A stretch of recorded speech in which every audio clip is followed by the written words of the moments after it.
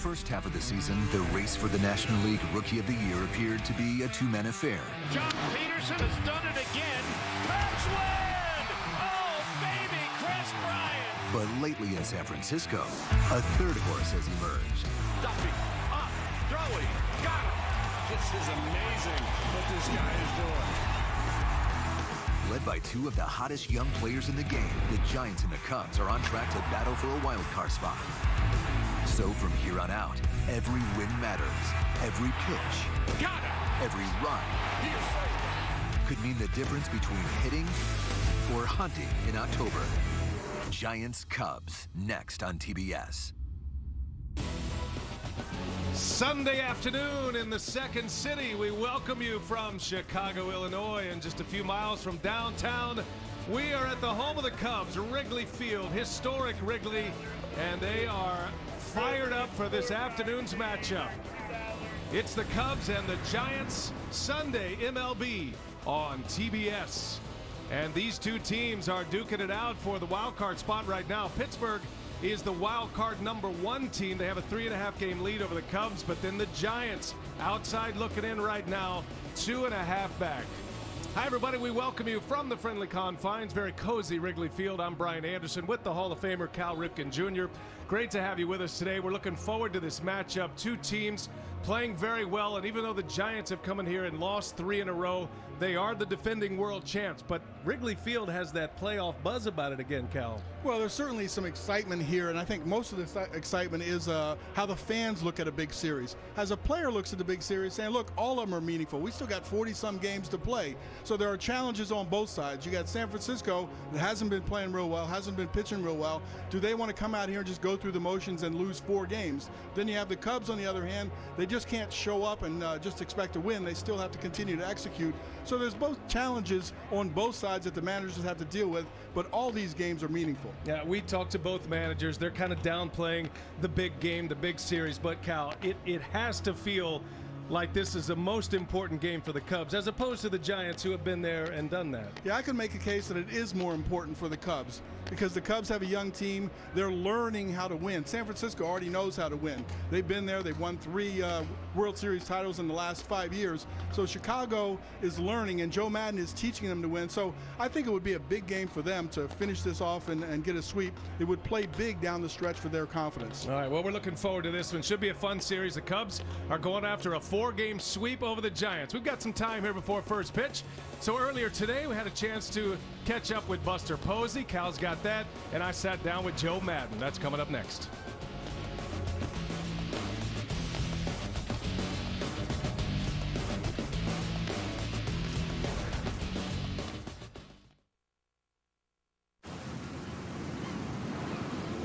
The signs are everywhere. The Lincoln Summer Invitation is on.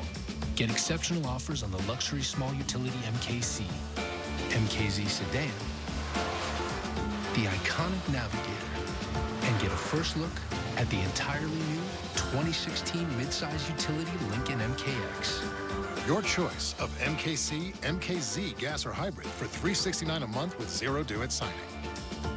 This summer, you could win tickets every hour to concerts of your choice, but only with Pepsi. You still got the polar bear?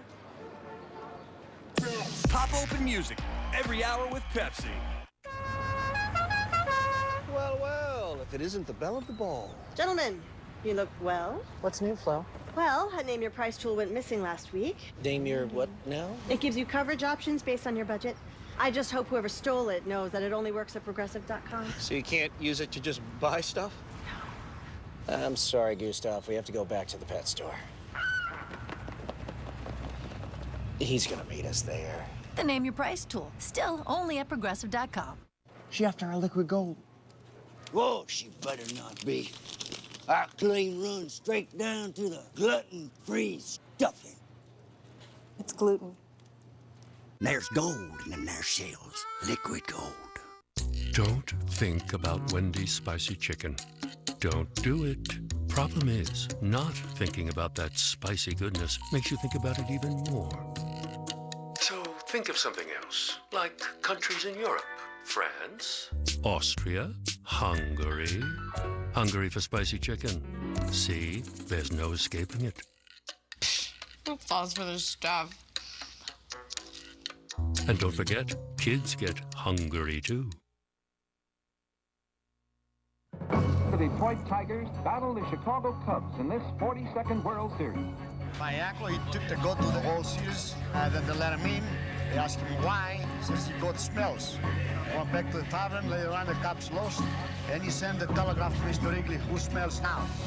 There was nothing they could do to stop the Mets in 1969. After spending 155 consecutive days alone in first place, the Cubs had to settle for second. In the air, down the left field line. Reaching into the stands and couldn't get it. He's lit it with a fan. I'm surprised someone hasn't thrown that fan onto the field. Ground ball in the hole is short. And bobbled by Gonzalez, and everybody's safe. The Billy Goat curse is it alive?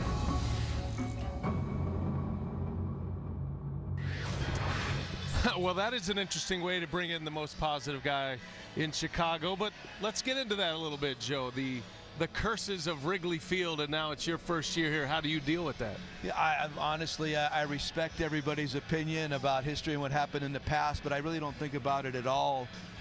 It's about Sunday. What is today, August 9th, the day after Anthony Rizzo's birthday, and it's just about winning Sunday's game. To get it caught in the past and a lot of stuff, superfluous stuff that really doesn't matter. So I just focus on the day. I really try to get our guys to do that. Everybody wanted this to be this huge series. It was about Thursday, Friday, Saturday, and now Sunday. Then we'll move it to Tuesday, and that's the way I got to look at it. I'm sure that will be the same answer to this question, but you have so many young players. You have 4 rookies that are regulars in your lineup. Any concern at all about getting them through a tough Major League schedule, now in a pennant race and in Chicago? Yeah, part of it is to give them rest. I mean, I really need to be proactive. We need to be proactive regarding giving guys rest. I don't really care about birth certificate dates. Oh, they're young, they should be able to play well. It's the emotional component also that I really consider. And you want to take that emotion off their plate once in a while. Let them watch a Major League game and then understand I'm one of the best players in the world, and that really can stoke their fires too. So yeah, that's a little bit of a concern. We have great veterans though that have set the tone, whether it's David Ross, Lester, Jason Mott. We have really good veterans on this team, so Montero. So it doesn't bother me, but I got to be proactive with it. This team, in your opinion, is a playoff team if what happens? We have to pitch. We have to pitch. The bullpen's got to remain consistent, and we got to catch the ball on defense. To this point, we've been a little bit offensively challenged. I think it's going to keep getting better. But you don't win if you don't pitch and catch it. You just don't. I don't think you do, and especially in the bullpen. So those are the things that have to be tight going down the stretch. We wish you the best, Joe. My pleasure. Thanks for having us on today. All right. That is Joe Madden. And up next, a Hall of Famer will sit down with an MVP, Cal Ripken Jr., with Buster Posey right after this. Thanks.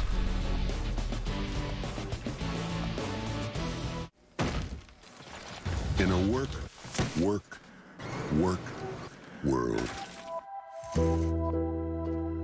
take time for Sunday.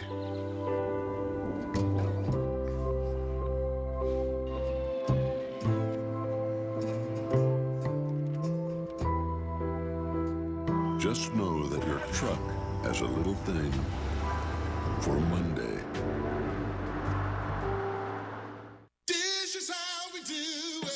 Introducing the Dish 2-year TV price lock. Get 190 channels and the award-winning Hopper HD DVR for just $49.99 every month for 2 years. And those hidden monthly fees others charge? With Dish's 2-year price lock, there are none. It's just $49.99. So sit back, relax, and watch TV. Not your bill. Lock it today and get Netflix or NFL Red Zone included for 1 year. Call 1-800-DISH-LOCK. If your child ever asks you, where do sandwiches come from? Tell them the truth. Look them straight in the eyes and tell them, sandwiches come from Arby's.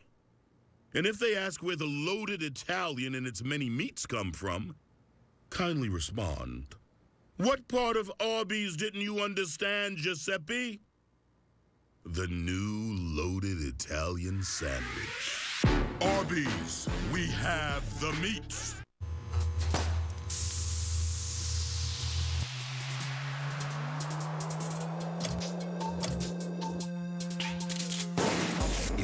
paint that's more than just easy to scrub. If you want a paint that actually repels dirt and grime. If you want a paint that stands up to life's wear and tear. Only this can. Regal Select from Benjamin Moore. Paint like no other. My name is Roosevelt. I always thought that cigarette smoking just messed up your lungs. I never thought that at only 45 would give me a heart attack. I never thought that it would stop me from playing basketball with my kids. Never thought that it would give me a scar like this. And I never thought that it would change my life forever. My tip is, do your heart a favor and quit now. You can quit. For free help, visit smokefree.gov. The stage is set for the San Francisco Giants. Out of here! What a rebate with a three-run pull. Bumgarner struck him out looking. Three-run home run to Rio. The Giants are world champions. Pablo Sandoval with a three-homer game. What a job tonight by Madison Bumgarner. Here comes Terrio. The throw. Not in time. Got him looking. And the Giants have won it all. Swings and he drives one into deep center. It's gone! And the shutout for Madison Bumgarner. Masterful. Sandoval in foul territory. Giants win! A World Series win for the San Francisco Giants and their hero, Madison Bumgarner. Okay, Buster Posey. You guys have won 3 World Series championships in the last 5 years. The 2 years that you didn't win, you didn't make it. So when you look at this club right now, with that in mind, at this point in the season, how do you assess where you are? I think we're in a good spot. I mean, there's a lot of baseball left to be played. You know, we've hit a kind of a rough patch on this road trip. But looking at the road trip, a few of those games could have definitely gone our way, and I think we have to keep that in mind.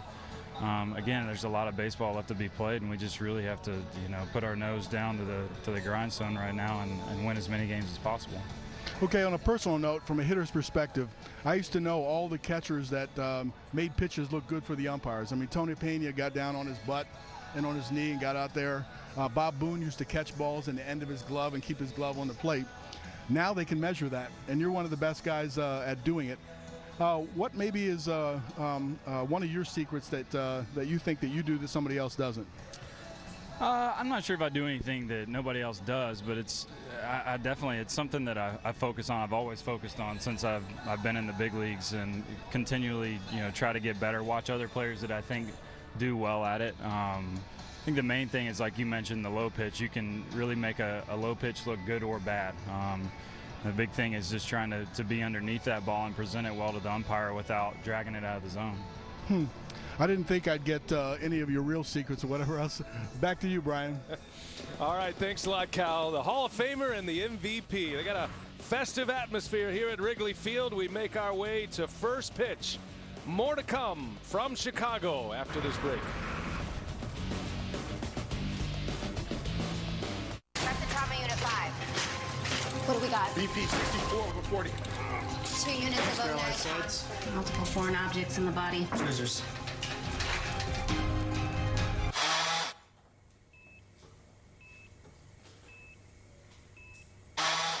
If you're the guy from the operation game, you get operated on. It's what you do. If you want to save 15% or more on car insurance, you switch to Geico. It's what you do.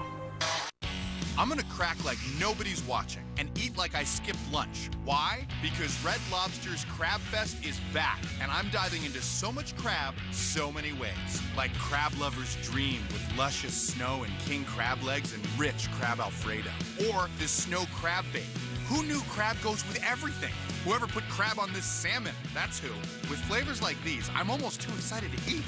Hey, I said almost. And now that it's back, get cracking while you still can. You stream music, movies, TV, stuff you shouldn't watch in public. Like that guy. Everything's on demand, so why wait 2 years to upgrade your phone? What if you made the wrong choice? Or an even wronger choice? Yeah, I know. And you. Hi, I'm on this phone to tell you more about phones.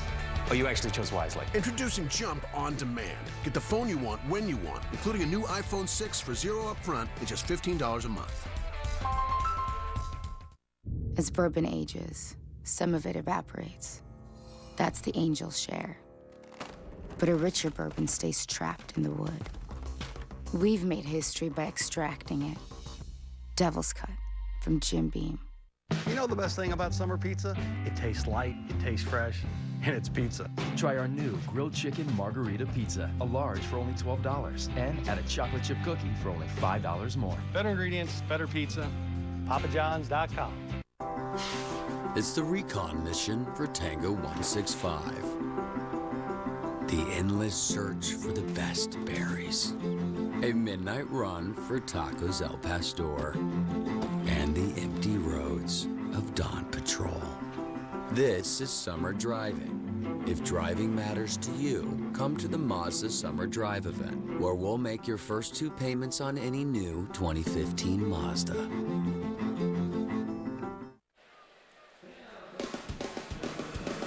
Well, they're packed up on the rooftops. The construction continues, and the Giants scoreboard in left center. Giants Cubs. We're ready for the final game of this series, and it is time for Inside Access, presented by Pepsi Pass. This week, we take a look at the 1060 project that will bring upgrades to Wrigley Field. They have rebuilt the outfield stands, including adding those 2 scoreboards, one in left and one in right field, and currently in the process of building a new clubhouse and office space. The 1060 project will be a total of 4 phases with completion in 2018.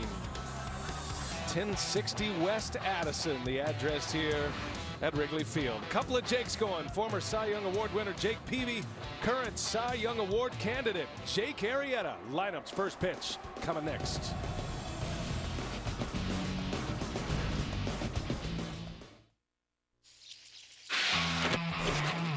Some folks that have you believe summer's over.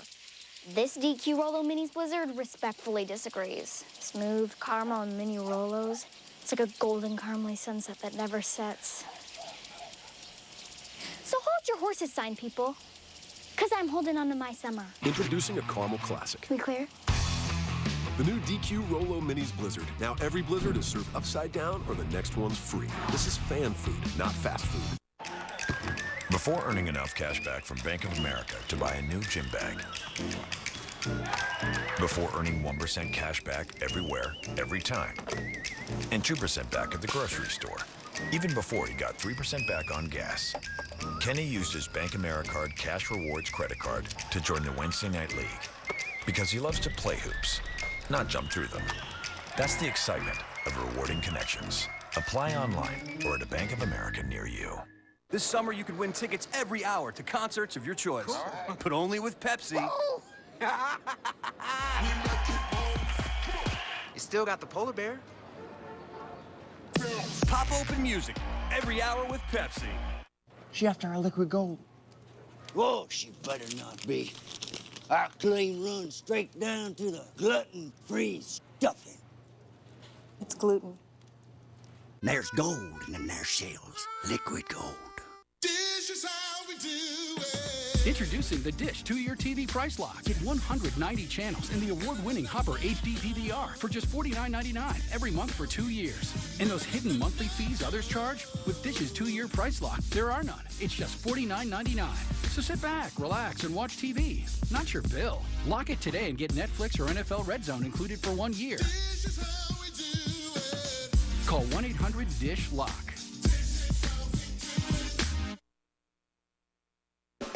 MLB on TBS is brought to you by Progressive. Comparing rates to help you save. Now that's Progressive. By the new DQ Rolo Minis Blizzard Treat. It's summer in a cup.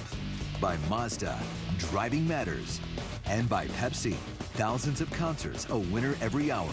Download the Pepsi Pass app or go to Pepsi.com/pass and enter for your chance.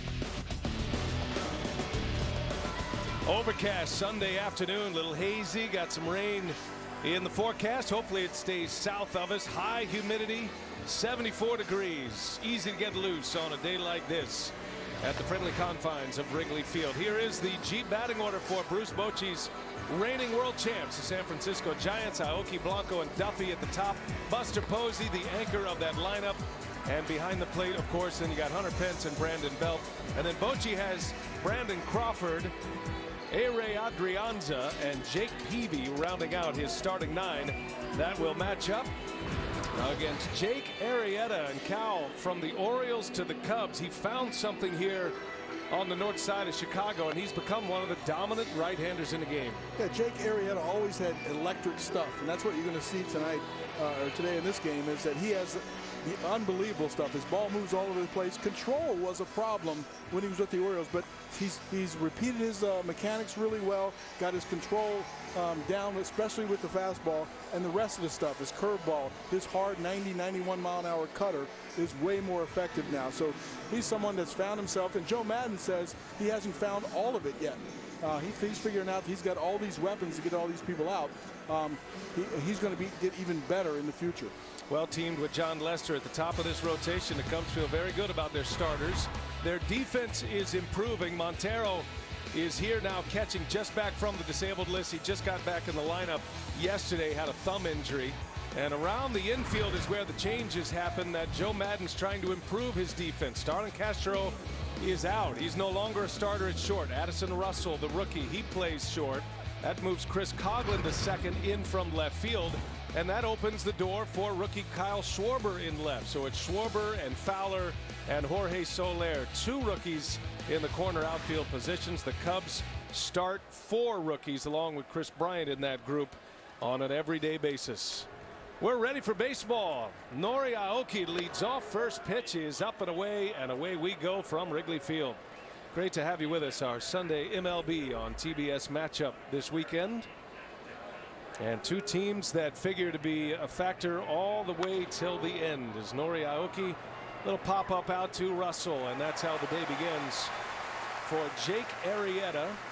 His numbers are striking, Cal. As a member of the Orioles, his ERA was 5.46. He was a 20-25 pitcher. Here with the Cubs, however, 26-13, an ERA of 2.68. Joe Madden saw him in Baltimore. Totally different pitcher here as a member of the Cubs. Well, it just shows you an example of his good stuff is on a 1-0 pitch, you're coming in with a fastball. He's expecting a fastball and still gets a moving fastball in off the fist and jams you weakly to shortstop. So he's always had the stuff. Now he has the control. And he's been able to minimize the long ball as well, giving up more than or less than half of the home runs he did as a member of the Orioles. That's key here at Wrigley Field, especially in the summertime. Gregor Blanco is in the starting lineup today for the Giants. Angel Pagan getting the day off. Blanco's been good for them off the bench. He's had some great postseason moments as well. He gets the start here this afternoon, and another one in there for Arrieta makes it 1-2. Numbers are down a bit since the All-Star break for Blanco. Very valuable 4th outfielder, especially now that Pagan is struggling a little bit for the Giants. Giants aren't completely whole right now. They are without Joe Panik, their talented second baseman. He's out with a back injury. And they made an acquisition to get Mike Leake to insert him into the starting rotation. And made one start, had to come out with a hamstring problem. He's on the DL.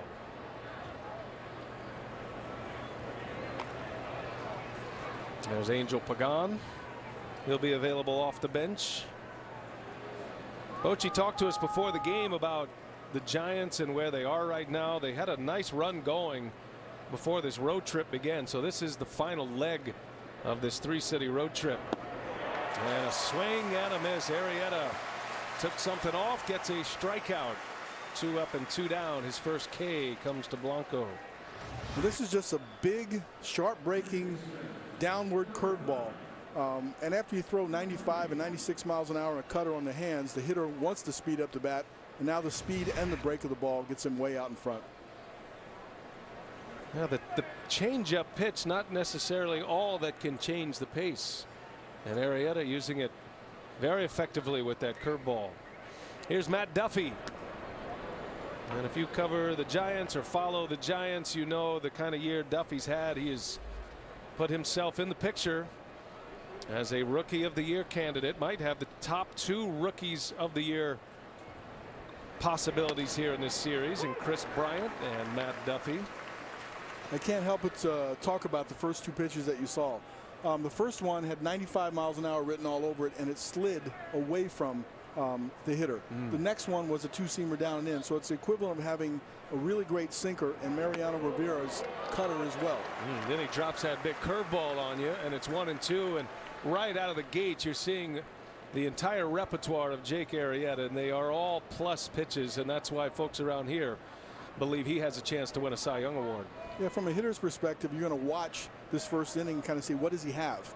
And so far he's shown he's got a good fastball and a really good curveball tonight. Duffy into the opposite field. He'll go for extra bases. That ball gets through and all the way to the ivy, and Duffy on his way to third with a triple. So on a 2-strike pitch, Matt Duffy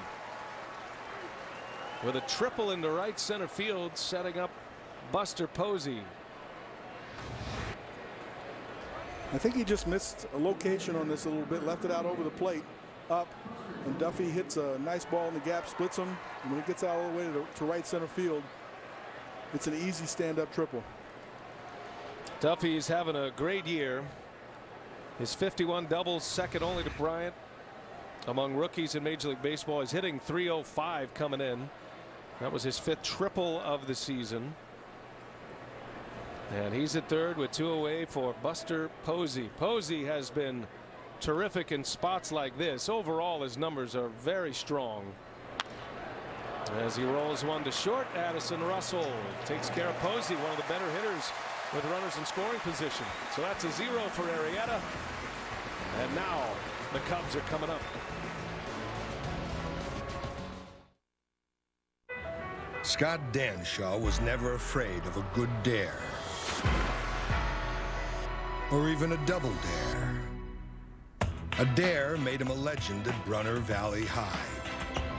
And a pro basketball player for 10 seconds. Scott Danshaw, we have 3 more dares for you. Mild chipotle, hot habanero, and fiery ghost pepper. Taco Bell's new $1 Daredevil loaded grillers. Try all 3 if you dare. She after our liquid gold. Whoa, she better not be.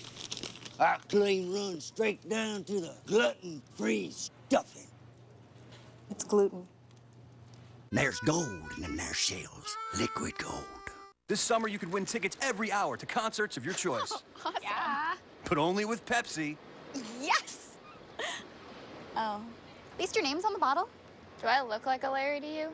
Pop open music every hour with Pepsi.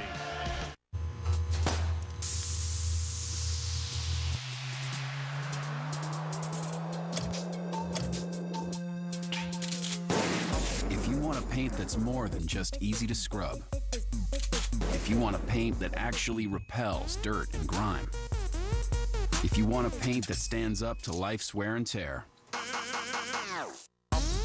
only this can. Regal Select from Benjamin Moore. Paint like no other. You stream music, movies, TV, stuff you shouldn't watch in public, like that guy. Everything's on demand, so why wait 2 years to upgrade your phone? What if you made the wrong choice? Or an even wronger choice? Yeah, I know. And you. Hi, I'm on this phone to tell you more about phones. Oh, you actually chose wisely. Introducing Jump on Demand. Get the phone you want when you want, including a new iPhone 6 for $0 up front and just $15 a month.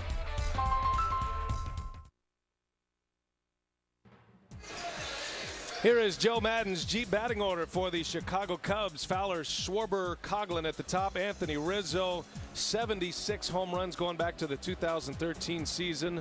Only 2 have hit more during that stretch. Chris Bryant, terrific rookie behind him, then Soler. And then the bottom 3 is Montero, the pitcher. Jake Arrieta hits 8th. Addison Russell hitting 9th. We'll get into why Madden does that. As Jake Peavy starts it off. And a foul ball, Dexter Fowler to get Peavy's day started here at Wrigley Field. Peavy, a former Cy Young Award winner, coming back from injury.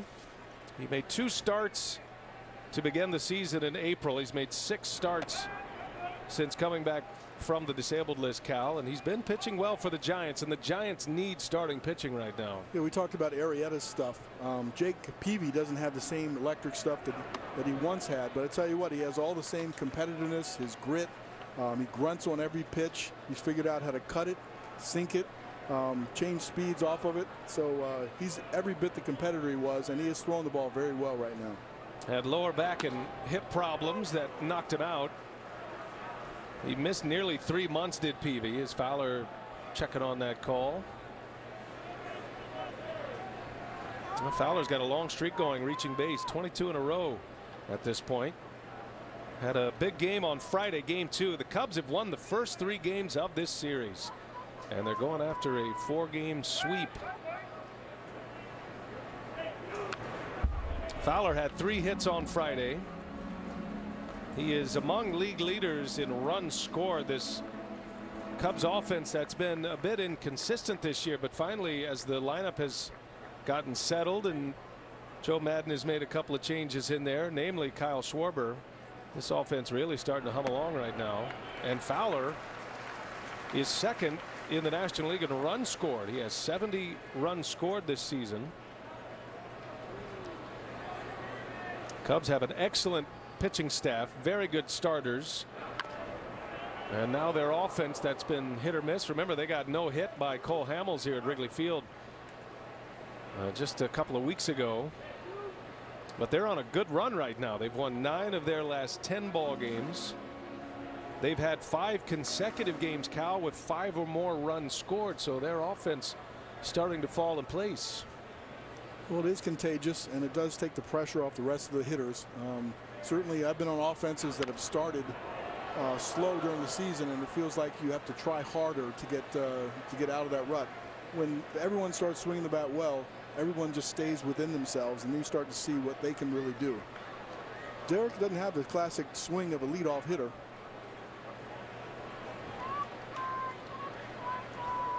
Peavy at a full count, and Fowler hangs in there. He's seeing a lot of them. He's seen 9 pitches already. Bruce Bochy's words to us before the game is, our bullpen's a little beat up. We're better today than we were yesterday, but with an off day tomorrow, we need a starter to give us a few innings. And right out of the gates, Peavy with 9 pitches, and he'll have at least 10 against the Cubs leadoff hitter. I think I just called Dexter Derek, by the way. I must have been thinking about Derek Jeter and missing him. But early in the he has power, and he's not cutting down his swing. He's dangerous as a leadoff hitter. And for a starting pitcher to come out of the gates, right out of the bullpen, and not be able to shake loose from the leadoff hitter, it's got to be frustrating for Peavy. It's going to be at least an 11-pitch at bat. Those are his career numbers against the Cubs. He won the Cy Young Award back at '07. 3-time All-Star is Jake Peavy. When I hit third, I used to love an at bat like this from the first hitter, because then I got a chance to see what all the pitches that the pitcher had in that particular game. So you got an early read on him, much more thorough. Sometimes it would take 2 or 3 hitters before you get that. You're getting it all at once right here with Derek, or I mean Dexter. They are appreciating this at bat here. Dexter Fowler for a leadoff at bat, and with no resolution just yet. This is about as good as you can do it, whether you get a hit or not. Still a full count. Peavy still pouring in the strikes.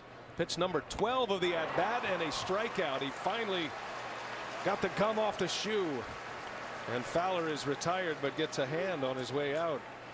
Let's check the Giants defensively. The battery today of Jake Peavy and Buster Posey. Peavy's a very good defender. He won the Gold Glove back in 2012 in the American League while he was pitching for the White Sox and eventually the Red Sox. Matt Duffy, Brandon Crawford, A-Ray Adrianza, and Brandon Belt. Desperately missing Joe Panik in that mix. He's out with a back injury. Nori Aoki, Gregor Blanco, and Hunter Pence around the outfield. All very good outfielders. Pence has one of the strongest throwing arms in the big leagues. So here is Kyle Schwarber now after that long battle with Fowler. What a year he is having. He is putting down stakes in the ground at the major leagues quickly. .352 average. Schwarber with 6 home runs, high slugging and on-base percentage. And in this series, he has 5 hits and 6 runs batted in the first 3 games. You can tell he looks really comfortable in the box. Peavy started him off with a changeup. And normally, if you're really geared for the fastball coming up on your first at bat, you'll be out in front, or at least look at like you're out in front. He just took that like he was looking for it.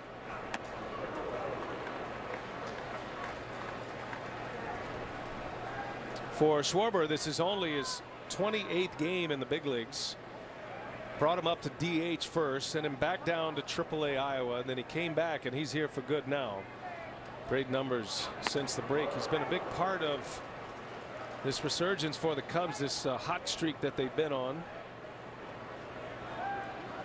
Chris Bryant made his Cubs debut mid-April. Addison Russell late April. Schwarber was the last to arrive. First came up on June 16th. 2-2 pitch, and Schwarber pops it foul. That'll head into the seats.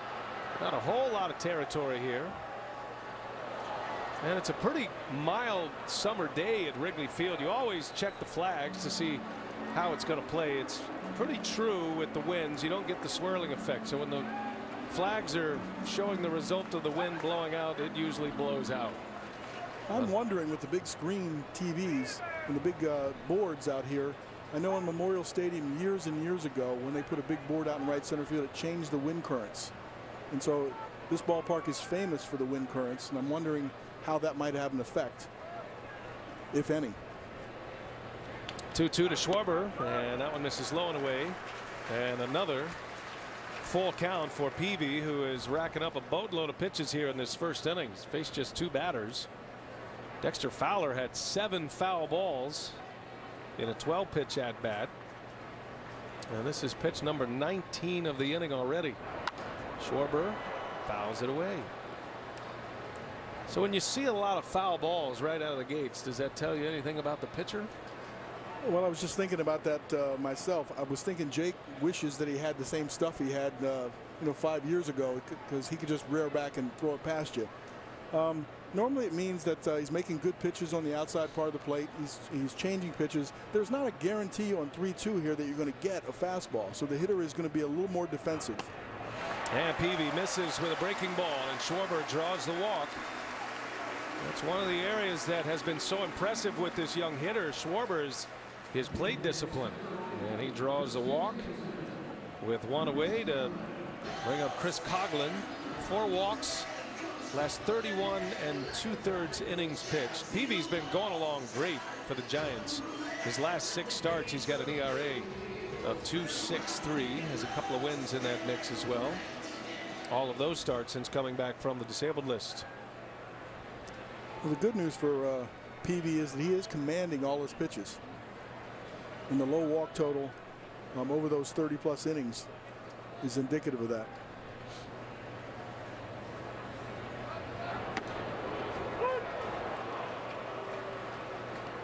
Chris Coghlan, former Rookie of the Year, batting 3rd and playing second base today, and for the 3rd straight day. Coghlan moving in from the outfield. Madden just trying to keep his bat in the lineup.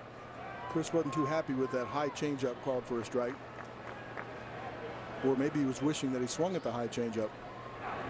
Another one up there, misses.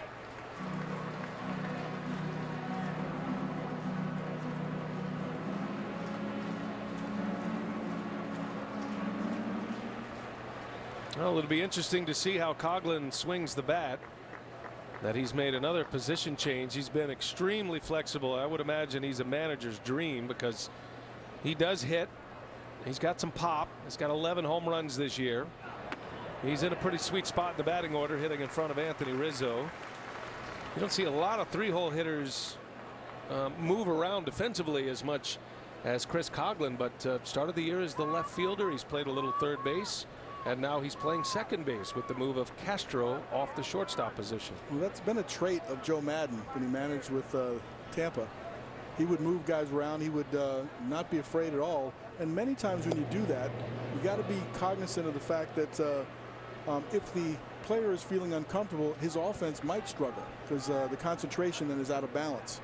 But somehow Joe seems to get the best out of guys and plays them all over the place. Hey, you think about guys like Ben Zobrist, who flourished under Joe Madden, playing a lot of different positions. Sean Rodriguez. Coughlin takes a strike. So Peavy getting a little bit of the wide zone effect. Jim Reynolds is the home plate umpire. And not one in the pitch tracks yet, but Peavy with that late movement gets a call. And as you mentioned when your interview with Buster Posey, he's one of the best at framing pitches and making borderline pitches look like strikes.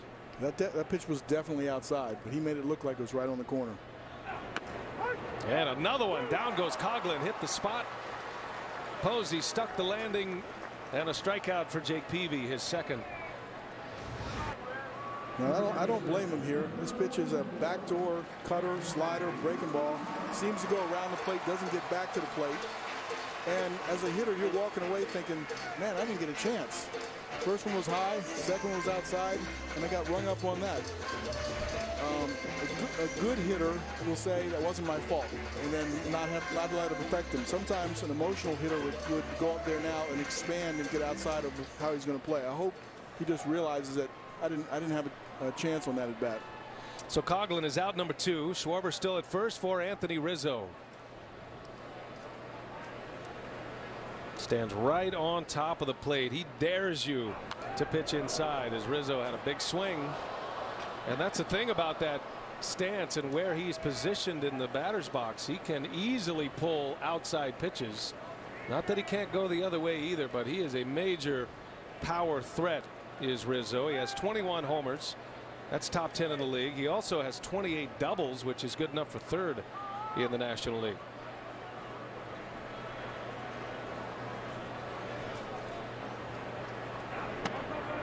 I've noticed something early with Buster Posey. Normally you call for a fastball up in the strike zone when you're ahead in the count. I've seen a couple of occasions on the first pitch or even behind in the count where he gives a high target and the intention is to throw the ball up. Normally that's with an aggressive hitter that you know he's sitting fastball and you want him to chase outside the zone. But very rarely do you do that early in the count. More times when you're ahead, and especially when you have 2 strikes on a hitter. Peavy's living on that outside corner right now. That was a breaking ball. Those are the numbers career against Peavy. Not a huge sample size. Does have a triple, does Rizzo. As the sun pops out at Wrigley Field. Welcome sunshine on a Sunday. It's been a cloudy, hazy, potentially rainy afternoon all afternoon here. 1-2 pitch. Rizzo. Left center field. That's down. Base hit. On his way to third goes Schwarber. Good 2-strike hitting by Anthony Rizzo, and the Cubs have him at the corners with 2 away, and the inning will continue for Jake Peavy. Rizzo swinging the bat so well here on 2 strikes. Out over the plate a little bit. Waits long enough with the power enough to drive it to left center field.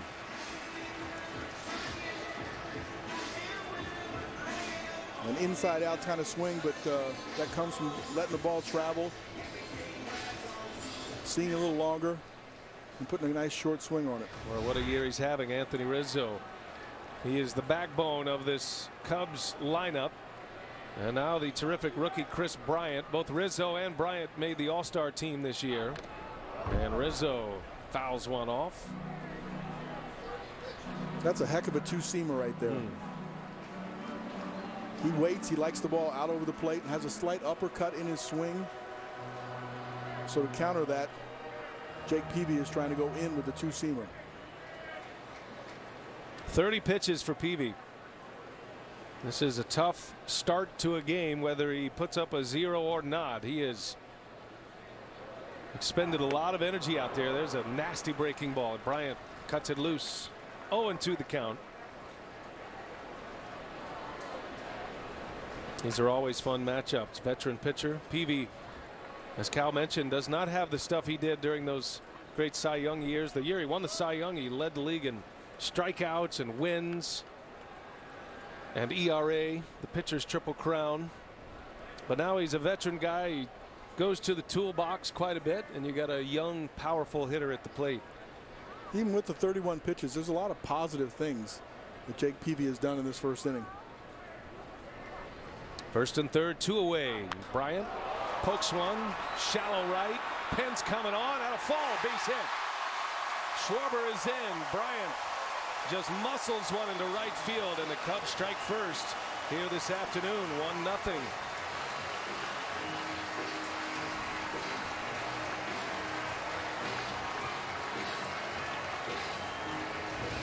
Sometimes it's better to be a little lucky right here. Ball right on the outside edge, actually off the plate, still gets the bat head to it. And when you're playing well and you're winning, those things seem to go in your favor. Just a perfectly placed lob shot to right field. And Penn's got a little bit of a late start. It's a big outfield for the corner outfielders here at Wrigley Field. Got a late start, couldn't get there. Run is in. Inning continues for Peavy. And here is Jorge Soler. So we mentioned the 4 rookies that are regulars with the Cubs: Schwarber, Bryant, Soler, and Addison Russell, who hits 9th. Soler with runners at the corners and 2 away.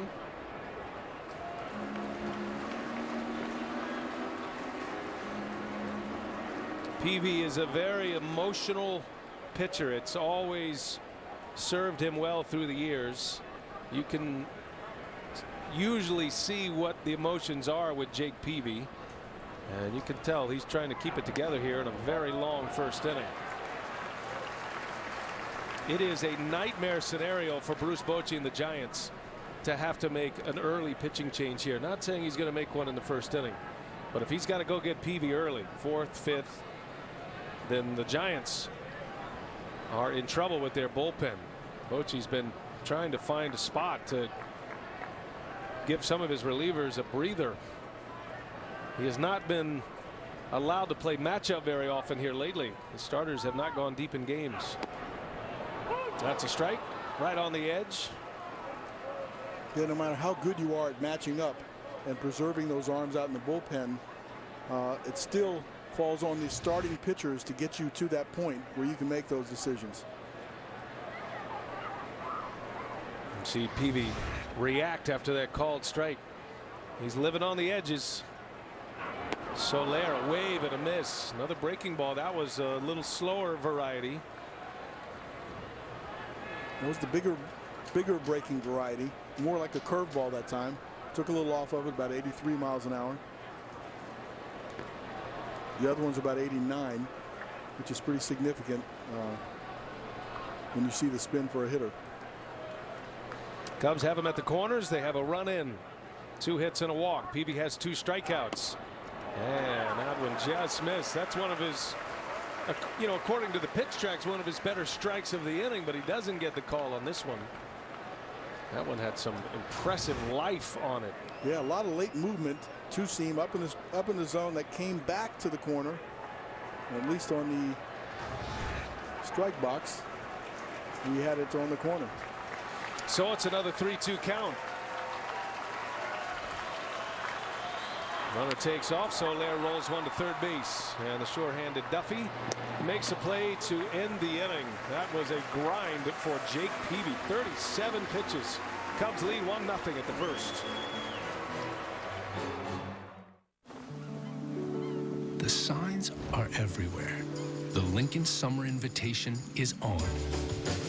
Get exceptional offers on the MKZ sedan, the luxury small utility MKC, the iconic Navigator, and get a first look at the entirely new 2016 midsize utility Lincoln MKX. Your choice of MKC, MKZ, gas or hybrid for $369 a month with zero due at signing.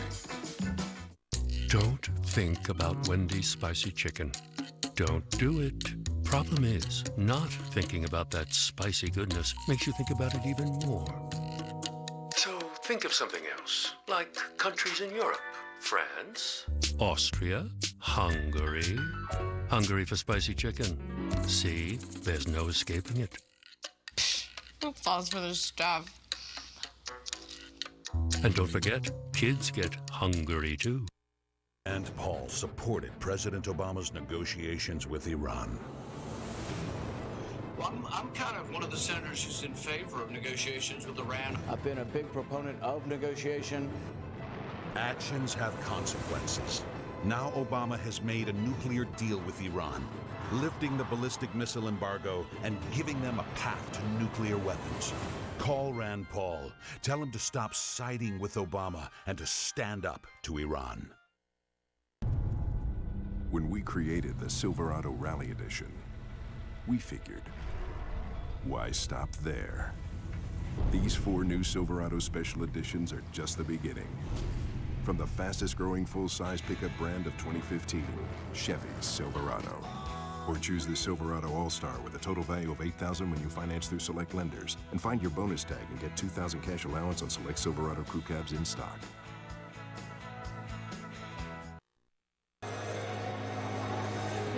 Cubs with a first inning run. They've scored in the first inning in all 4 games in this series. And we head to the second now. A reminder that Major League Baseball, Minor League Baseball, and the U.S. Conference of Mayors are celebrating August as the inaugural Play Ball Month. More than 125 city mayors are hosting Play Ball events. To learn more, go to playball.org and get out and play. Amen. Especially on a day like this. Sun shining brightly in Chicago. Wrigley Field, we mentioned it in our open, this venue, this area, the Wrigleyville area, it has that buzz. Once again, the ball club is good again.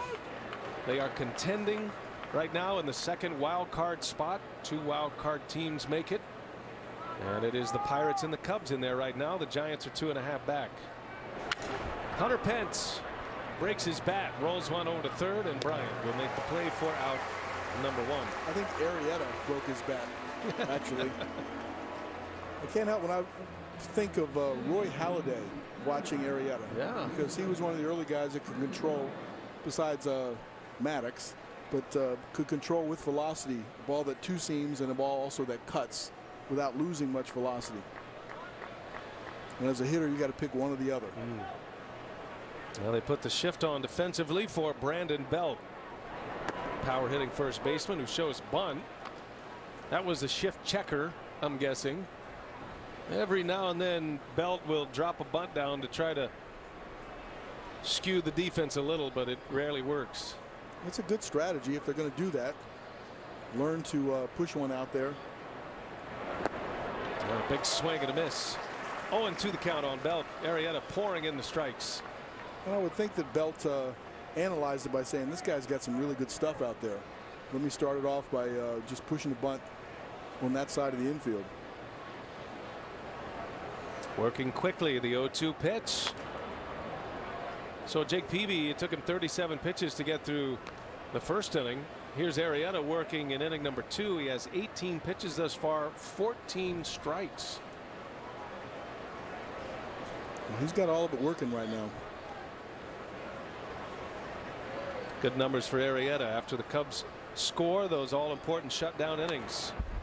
Belt had a good cut on that one, fouls it back. What I was talking about with Peavy, that high fastball, that's a good example. In 0-2, you have an opportunity to run a fastball up just out of the strike zone to get the hitter to chase it. Normally that's thrown, again, when you're ahead. Peavy threw it a few times when he was behind or even. And nothing in the middle of the strike zone for Arrieta. You can see the pitch tracks all working the edges, up, down, in and out. You can see all the different signs right there. I'm thinking, does he have 7 signs? Yeah, he's not going multiple signs, right? So Montero trying to figure out which is the right one. Might have a couple of options. That looked like a changeup that missed low. That did, but at 91 miles an hour, was that really his changeup? Yeah, it's hard to tell with Arrieta because he's up and down the velocity line. That curveball coming in the mid 70s. That's what makes him so tough. There's a beauty. Wow. Hard downward breaking curveball that strikes out Brandon Belt. Second K for Arrieta. Here it is again. We talked about that curveball earlier. Madden seems to think he has the best curveball period in baseball. And what we've seen so far today could make a good argument. Well, the Jakes are wild this year in the big leagues. A couple of them making a run at a Cy Young Award. Jacob deGrom of the New York Mets, certainly in that discussion. Got to put Greinke and Kershaw on the list as well. Crawford rolls one to Rizzo, and Arrieta is right there. Jake Arrieta has it all rolling early. 2 scoreless. Cubs are coming up. We head to the bottom of the second. Cubs lead. Introducing Fast Foods First All Natural Burger. With no added hormones, no antibiotics, and no steroids. I just wanna break the rules. The All Natural Burger at Carl's Jr. and Hardee's. This summer, you can win tickets every hour to concerts of your choice. But only with Pepsi. You still got the polar bear? Pop open music every hour with Pepsi.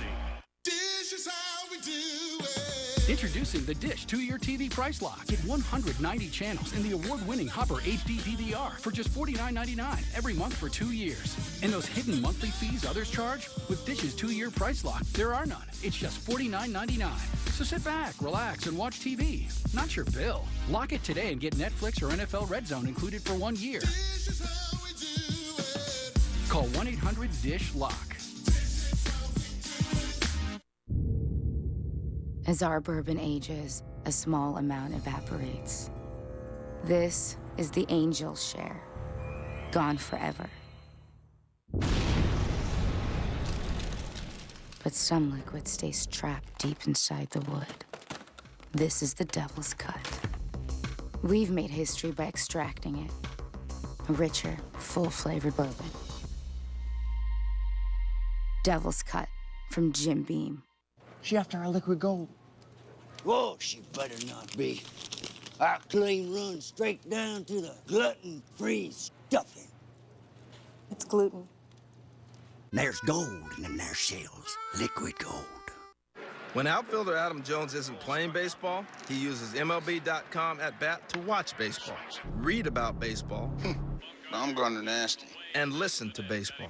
MLB.com at bat, the #1 app for live baseball. Let's take a look at the latest Dish presented by Dish. And what's going on in the big leagues. Lucas Duda and the surging New York Mets. Duda 9 homers in his last 13 games. How about Tulowitzki, David Price going to the Blue Jays? They are 10-1 since Tulo showed up. And Nelson Cruz is on one of those Nelson Cruz rolls as a member of the Mariners now. So if you're Jake Peavy and you threw all those pitches in the first inning, you want a quick, easy inning. But there's a danger to that. You know, you might want to be a little more aggressive and throw the ball more to the center of the plate, but then you can end up just throwing batting practice. So his dilemma is not so easy to go out there and just right himself and get a 9 or 10 pitch inning. He's facing Miguel Montero to start this second inning. Montero been on the disabled list with a thumb injury and hits that one high in the air, right center over his Blanco. And there is out #1. I shortchanged Peavy too. I said 37 first inning pitches. He actually threw 38. So he's run his pitch count to 41. Make a big deal out of it because Bochy made a big deal out of it to us before the game today. He really needs and needed Peavy to be efficient today. And I mean, you always want that out of your starter. But the Giants are in a bit of a tough spot. They've had a rough road trip. Started in Texas. That ball's hit deep. And that is way back, and that ball is off the wall. The pitcher, Jake Arrieta, on his way to third. Throw comes in late, and how about Arrieta with a 3-bagger? Ball jumped off his bat.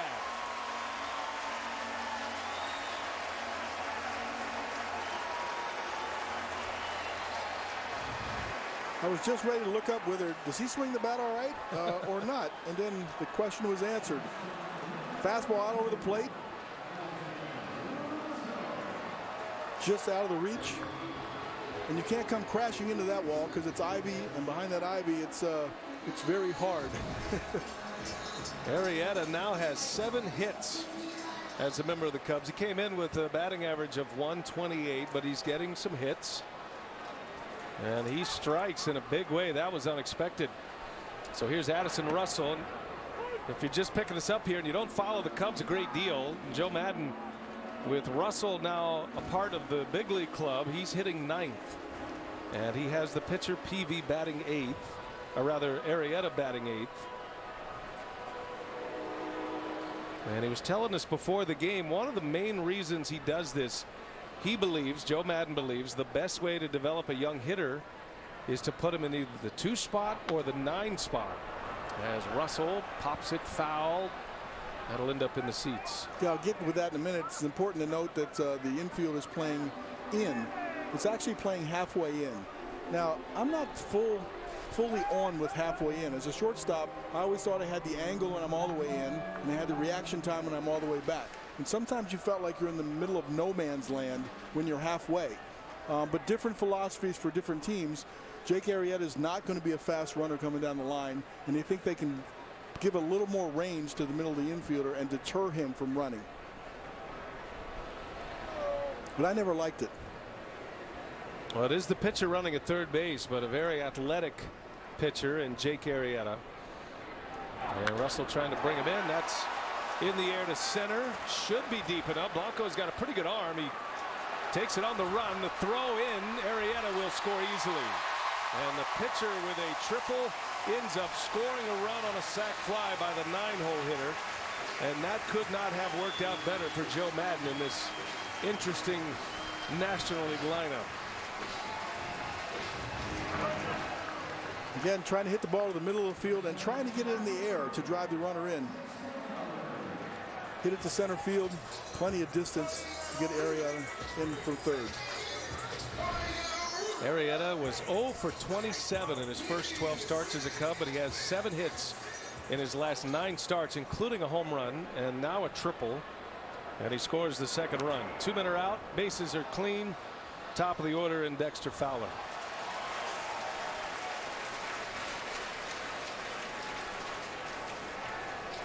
This crowd is jumping at every opportunity.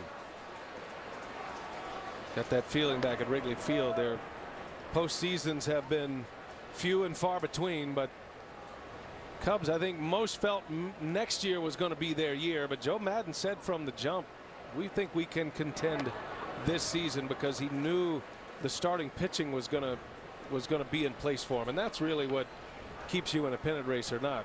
Despite the great young offensive talent they have, that figures to fluctuate, but the pitching has been consistent. It felt a little premature in the rebuilding process that all of a sudden now, okay, we're going to go for it, we're going to win. And it does all fall on the pitching, and they have pitched really, really well. Madden coming over from the Tampa Bay Rays. He had a long-term deal there, but had an out in his contract if the general manager left, and he did. As Fowler, that is a foul ball, not by much. That ball had very little hook on it.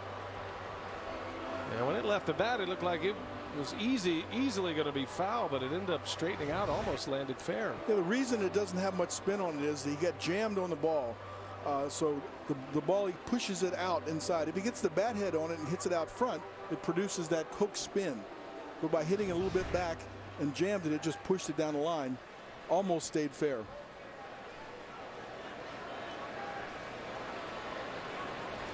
And the Cubs are just taking a look at it. Joe Madden says, we agree. Carry on. New rule this year, managers don't have to run out onto the field. They can just indicate that they want to give their replay folks a chance to look at it, and then they'll decide whether to offer a challenge or not. You get 30 seconds. Full count to Fowler. And he fouls another one away. Man, he has seen a ton of pitches, and we're just getting started.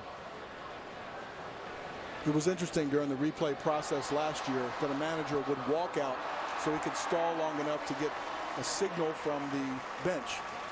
I think that's a much more improved way to do it this year. A little more efficient. Fowler in the air to right. Ball's traveling a bit better to right as Pence now coming in. And that will retire the side, but Jake Arrieta, the pitcher, with a triple off Peavy. He scores on a sac fly, and the Cubs lead 2-0. When his new job took him far from home, What if we don't like it here? I think we will. The unthinkable happened. Sir, please go back to your rooms. What did you see outside? We gotta get ourselves to the American Embassy. Go, go, go! And it became Let her go! a fight for survival. We gotta get ordered out. I'm scared. We gotta do it, okay? No Escape. Rated R. In theaters everywhere, August 26th.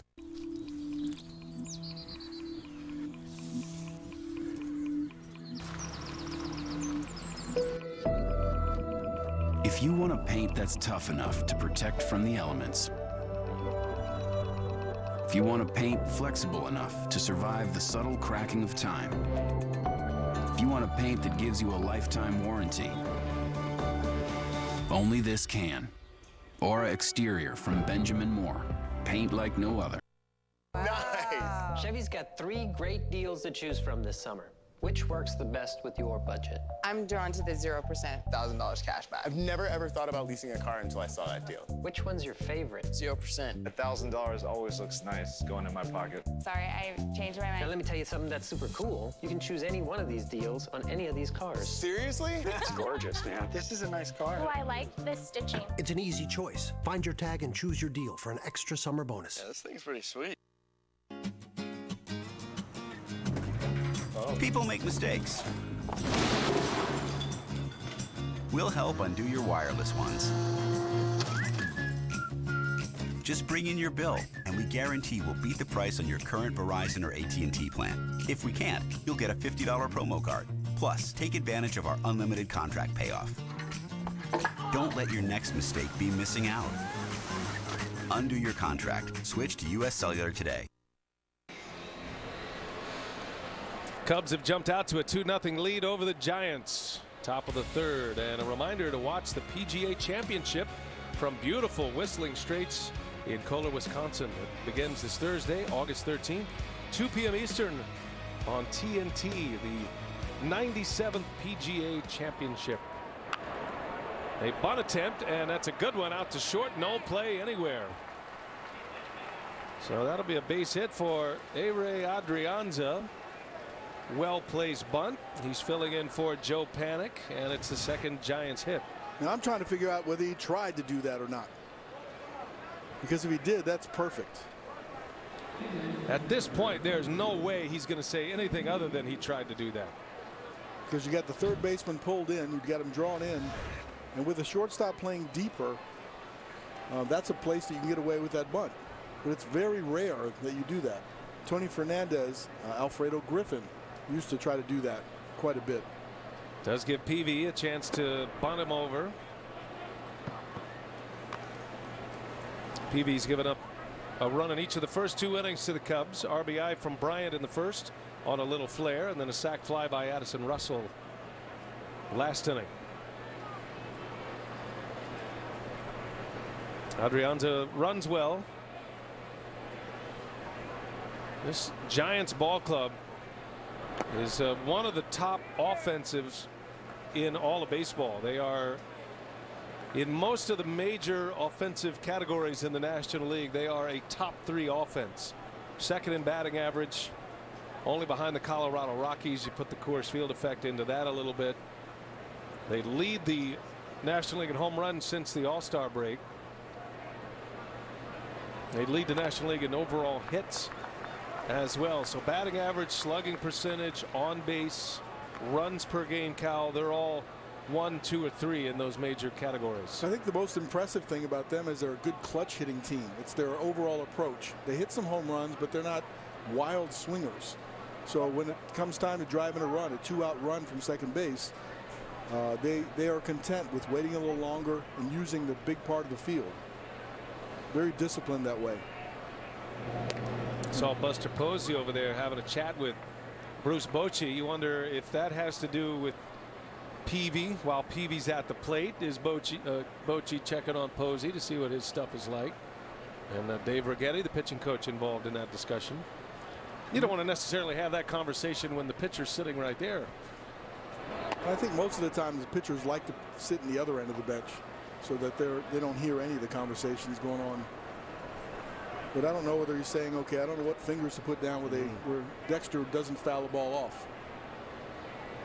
But there's probably some concern about his pitch count already. Well, Peavy's showing bunt early, trying to put one down with 2 strikes. Now he swings to Bryant. Nobody's there. He's going to hit him on the run, and it is in time. Wow. That was high risk, high reward. Bryant, like a quarterback with a receiver going across the middle, hits Coughlin on the move as he hits the bag.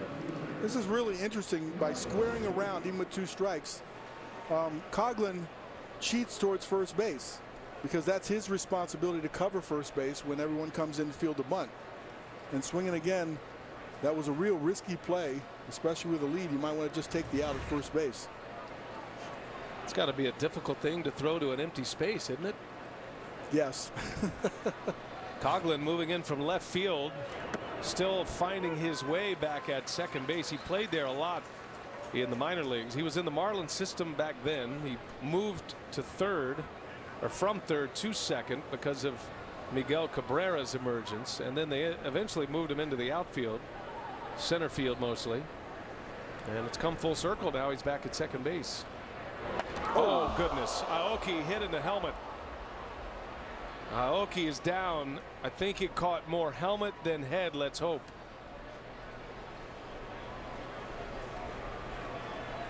We saw the reaction right away of Miguel Montero, the Cubs catcher, signaling into the Giants dugout.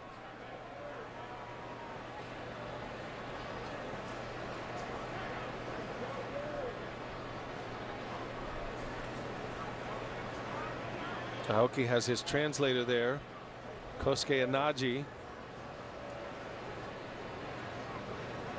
The ball hit him solidly. Looked like it got mostly helmet. Let's hope it got all helmet. And a hush comes across this live wire Wrigley Field crowd. That was a very scary pitch location from Arrieta.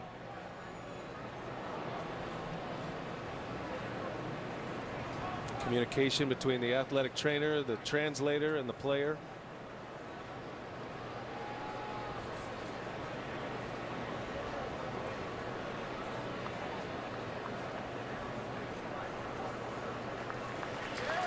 And he's on his feet. That's a good sign. And they are taking him out. But he's walking off under his own power. Gets a nice hand from this Wrigley Field crowd.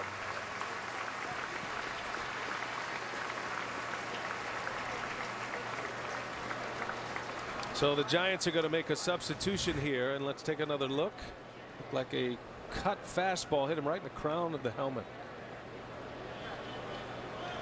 Right where the logo is, almost. And not to diminish it at all, but if that hits flesh, is going to be major problems.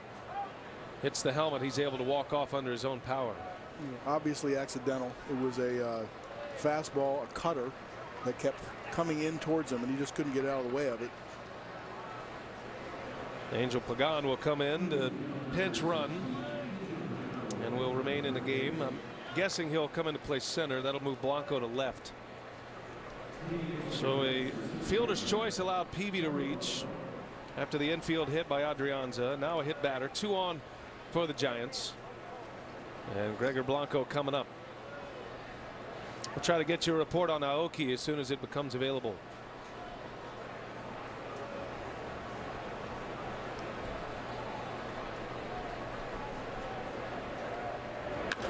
And on the first pitch, a liner right to center field, foul for out number 2. Blanco is ready to swing, and Arrieta put one right in his wheelhouse, but he's out. 2 gone. Still first and second for Matt Duffy. This road trip for the Giants began in Texas against the Rangers. They lost 2 out of 3 there. They bounced back. They won 2 of 3 from the Braves. But they've lost the first 3 in this series, Cal, and their road trip right now is at 3-6. So overall, the Giants are playing well as a team. They're hitting well.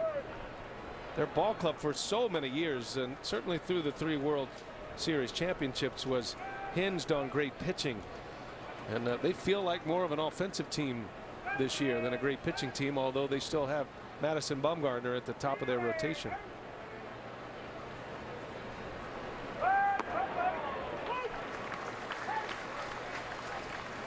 I think we've seen a lot of great offenses over the years, and they can play to maybe 10 or 15 games over 500. Great pitching staffs with some timely hitting when your team can play to 40 games over 500. Yeah, good point. That makes you think about the St. Louis Cardinals and what they're doing right now. Duffy, little jam shot out to second. That's easy for Coughlin, and Arrieta puts up a 0. He strands 2. He hit a batter. Aoki is out. Cubs lead it 2-0.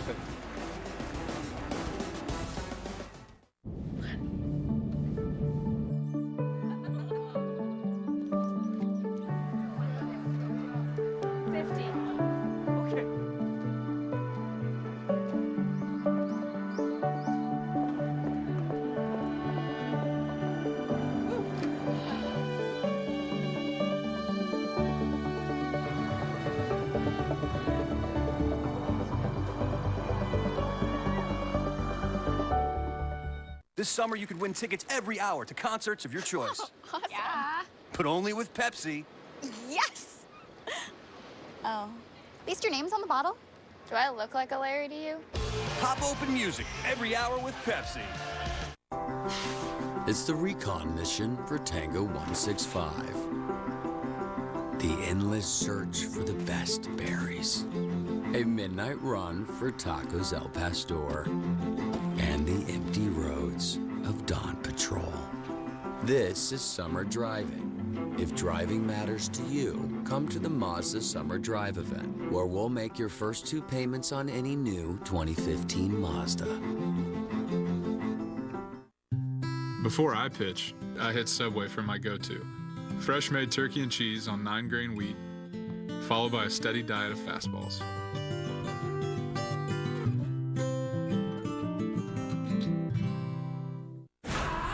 Ready? The answer's yes. Don't go anywhere. I'll be right here. Impressive. Thank you.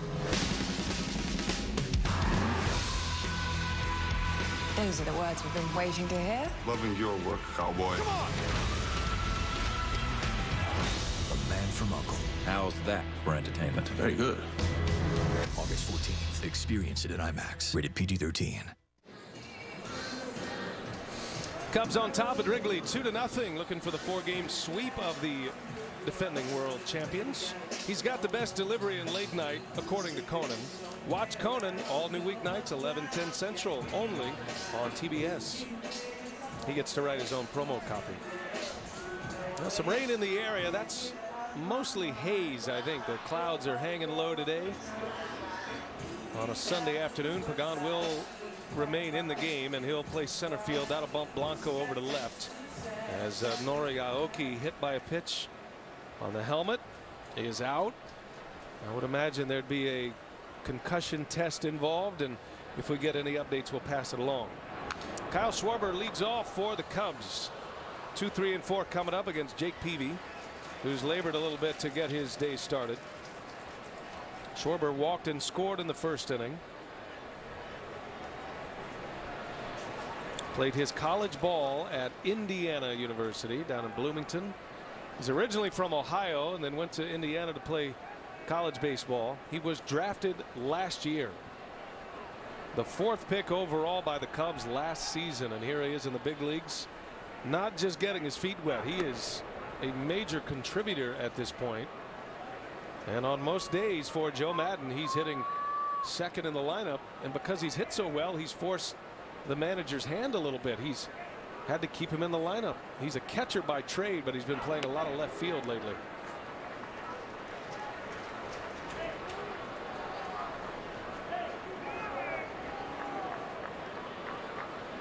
He and Michael Conforto of the Mets, the first 2 from last year's draft by way of offensive players to make it to the big leagues. Both figure to play heavily in a pennant race. Pulls that one foul in the seats. Cal Thursday night. Schwarber went deep in the night game on Chris Heston. What do you see out of his swing? A real good two-seamer to the outside part of the plate, covers the outside part of the plate, takes the ball in the outside corner, and can drive it into right center field. They say that was a missile for those that saw it here.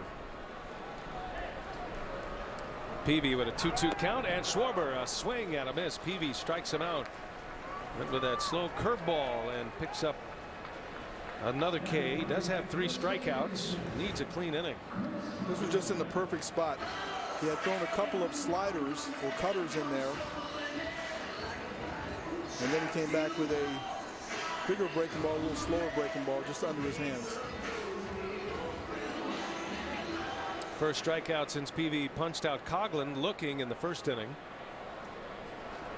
Well, we'll see how aggressive Coghlan will be this time around.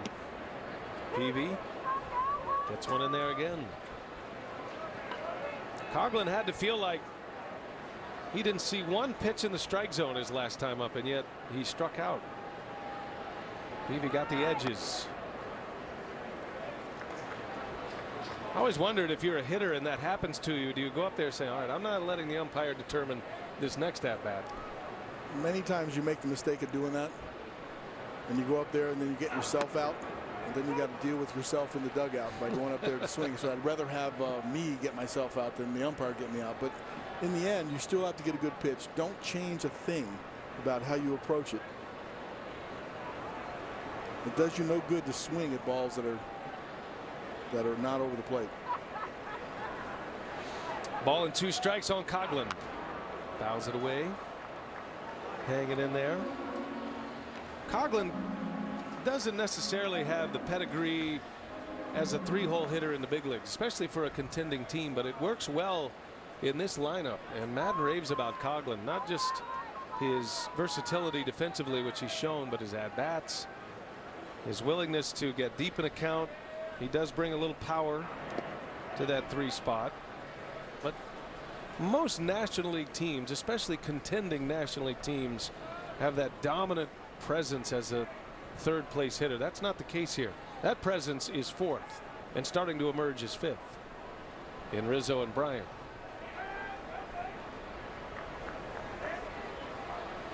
Over time, the makeup of the lineup might change a bit, but Joe's very good at utilizing his players in the right role, putting them in a position where they can be successful. It was really interesting to hear him talk about the developmental positions to him. 9th in the National League team to develop a hitter. As long as he explains it to the hitter that says, okay, I'm not hitting you 9th because I think the pitcher's a better hitter. It just gives us a different chance, a different way for you to contribute and take some of the pressure off of you in that spot. Tony La Russa started doing that a little bit because he wanted a second leadoff hitter the second time around. That seemed like La Russa always had the power presence batting second. That was one thing he did even when he was in Chicago down on the south side with Harold Baines. He liked that power hitter in the 2-hole, and of course you start backing up the lineup, and then that puts, all right, you want a position player batting 9th. When he moved into the National League world, did La Russa. And Madden does it for different reasons. He said it minimizes the double switch opportunities, which he believes is maybe too overblown. We're starting to see the game evolve in the double switch category. Madden says he only uses a double switch when he wants his pitcher that's on the mound to go multiple innings. It's the only reason it's necessary. And he's not pinch hitting a great deal for his starting 8 position players.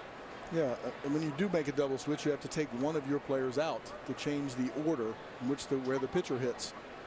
And if you don't want to take one of your hitters out, then don't make the double switch. I also like that he was talking about learning it about himself. When you're in the American League, you don't think about it so often. You play in interleague play, and sometimes you have to deal with it. But now that he has to deal with it all the time, he's customizing it to his own feelings. And he doesn't go with just a rote rule that says, okay, here's what you do normally if you're a National League manager. He's learning and finding out things, what he likes to do with the double switch. Coghlan fouls or sends that one in the air. Going to stay fair, and Blanco is there to make the play for the out. So Coghlan retired. Peavy got him with a breaking ball. 2 up, 2 down here in the 3rd inning. And that'll bring up Anthony Rizzo. Well, Joe Madden is certainly the mad scientist. He's earned that reputation. He's been an innovator in the game. He's done things a bit on the unorthodox side, but believe it or not, he is a perfect fit for Wrigley Field. He is a very nostalgic person, is Joe Madden, in the vehicles he drives and the way he thinks about the history of the game.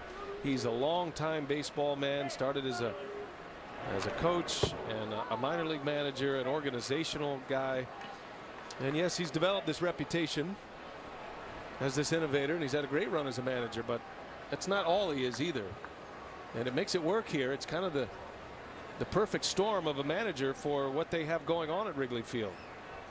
With all of these new young players coming up, this great farm system producing big league talent, and this historical venue. And they've got a good ball club once again here in Chicago. Rizzo pops it foul in the seats. Well, first and foremost, Joe Madden is a good baseball guy. And secondly, he's a good manager of people. He seems to be positive. He puts them in a position. People love to play for him. And then third, he's not just going to take what other people do. He's going to figure out, and that's where the innovator side of him comes. He says, okay, maybe this isn't conventional, but I like it. Yeah, let's think about it in a new way. Madden, you might remember, intentionally walked Josh Hamilton with the bases loaded back in 2008. That was one of those aha moments, like, this guy is thinking about things a little differently. Had an intentional walk to Miguel Cabrera to load the bases back in 2010, so he's not afraid to take chances with his pitchers. As Rizzo fouls another one off. And I like the way he thinks about his lineup here. And we asked him before the game began, with 4 rookies in the starting lineup, what's the biggest concern about getting to the finish line? He goes, you know, it's just up to me to make sure they get rest. It's the mental, the emotional stress of a big league season and a pennant race.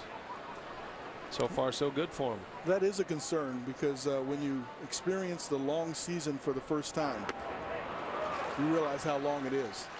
Rizzo fires the bat. Peavy strikes him out. He needed that. Peavy with a 3-up, 3-down third. 2-0 Cubs. Posey's coming up. College basketball's grandest stage awaits. Championship game. We'll have it on TBS. The moments they talk about for a lifetime. Progressive Insurance here, and I'm a fox who thrives on the unexpected. Ha ha! Shall we dine? You wouldn't expect an insurance company to show you their rates and their competitors' rates, but that's precisely what we do. Going up? Nope. Coming down. And if you switch to Progressive today, you could save an average of over $500. Stop it. So call me today at the number below. Or is it above? Dismount! Oh, and he sticks the landing. True luxury is not just a heated and cooled leather seat, exotic open pore wood, or refined chrome accents. It's the places it will take you. The Jeep Grand Cherokee, the most luxurious vehicle in its class.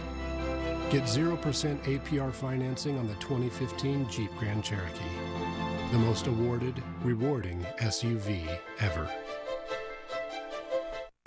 I'm gonna crack like nobody's watching and eat like I skipped lunch. Why? Because Red Lobster's Crab Fest is back, and I'm diving into so much crab, so many ways. Like crab lovers' dream with luscious snow and king crab legs and rich crab alfredo. Or this snow crab bake. Who knew crab goes with everything? Whoever put crab on this salmon, that's who. With flavors like these, I'm almost too excited to eat. Hey, I said almost. And now that it's back, get cracking while you still can. We saw this family and this little guy have a little bit of fun with Hunter Pence, and Hunter Pence acknowledged that good little Giants fan with his mom and dad, and we found a baseball. If you see that smile on the whole family, then that was the right thing to do. MVP candidate Buster Posey, Rookie of the Year in 2010. major presence in this batting order. He was the most valuable player in 2012. Both of those were World Series winning seasons. He's won 3, including last year. He has caught 4 Cy Young Award winners. Lincecum has a couple of those. And Posey will lead off. Loved your chat with Buster Posey today. So interesting, not just to hear a Hall of Famer talk to an MVP, but Posey, he's a great thinker, and you guys talked a lot about catching more so than you did hitting today, and the art of defensive catching especially. Well, I just think it's a really valuable position to have. The catcher that thinks, that can make adjustments with each of the pitchers out there, learn them. I was fascinated by how did he develop that. Who was instrumental in his catching career? Could it have been Bochy? But I think a lot of it falls on him. He watches other catchers. He looks at other situations, and he learns constantly. So I think maybe some of that stuff we talked about off the camera, we should have put on the camera. Next time, we'll pass it along. Posey with 75 runs batted in. That's 3rd best in the National League. He's also 3rd in batting average. So his offense is tremendous. He's great with runners in scoring position. It overshadows a bit, for those who don't follow the Giants every day, it overshadows how good he is behind the plate. And we saw a shot of him earlier talking with Bochy and talking with Dave Righetti. And that conversation has to be about Jake Peavy. It has to be about game plan and how we're going to get Peavy through this game. He spends so much time with that part of the game planning. So much more involved for a catcher than any other position player because of that factor. And you're pouring through the scouting reports. He credits Mike Martin Jr. at Florida State for transitioning him into the catcher that he is today. And Arrieta misses upstairs. Posey draws the walk. Lead runner on for the Giants.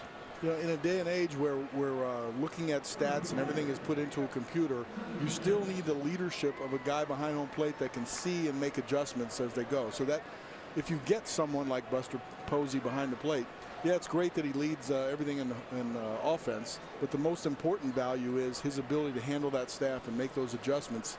It really shows up in the quality of your team.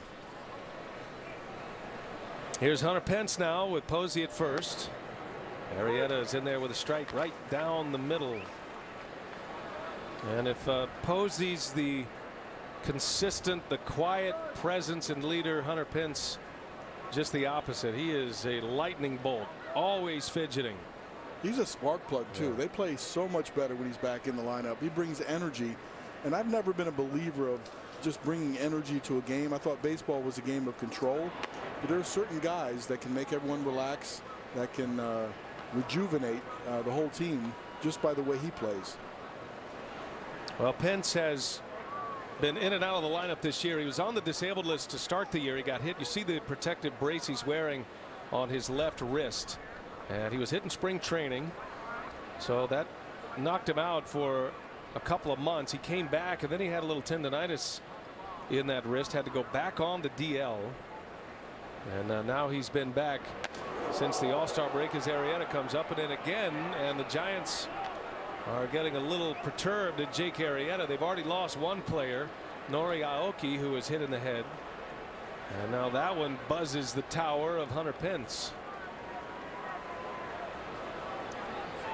You know, if you're the team that happens to, it's hard for you to realize that it's accidental. It's not saying that you think it's intentional, but saying, okay, wait a minute, let's keep the ball down from being up there.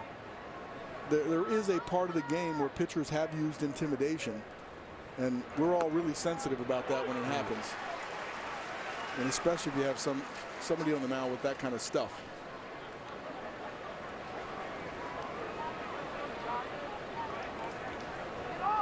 First time up, Hunter Pence grounded to third. He broke his bat. Giants are 29-15 with Pence in the lineup. 14 games over 500. This is only his 45th game of the season. Giants are 6 games under without him. They're 30-36 with those 2 stints on the disabled list.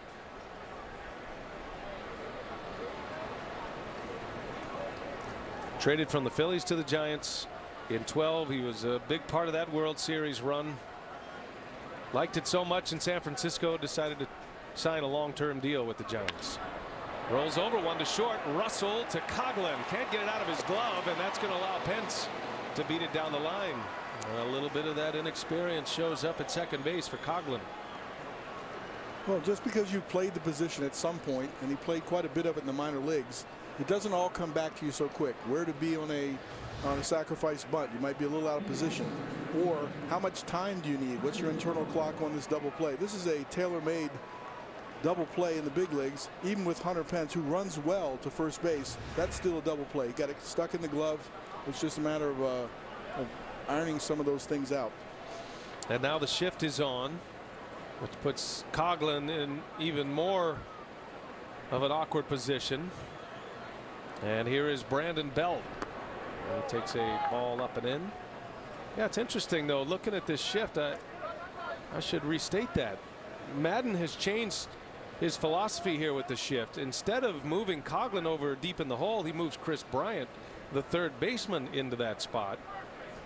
So if anybody's out of position, it's Bryant. Everybody else is pretty much where they began. That's becoming more and more of a trend around the league, especially if you have a third baseman with a really strong arm.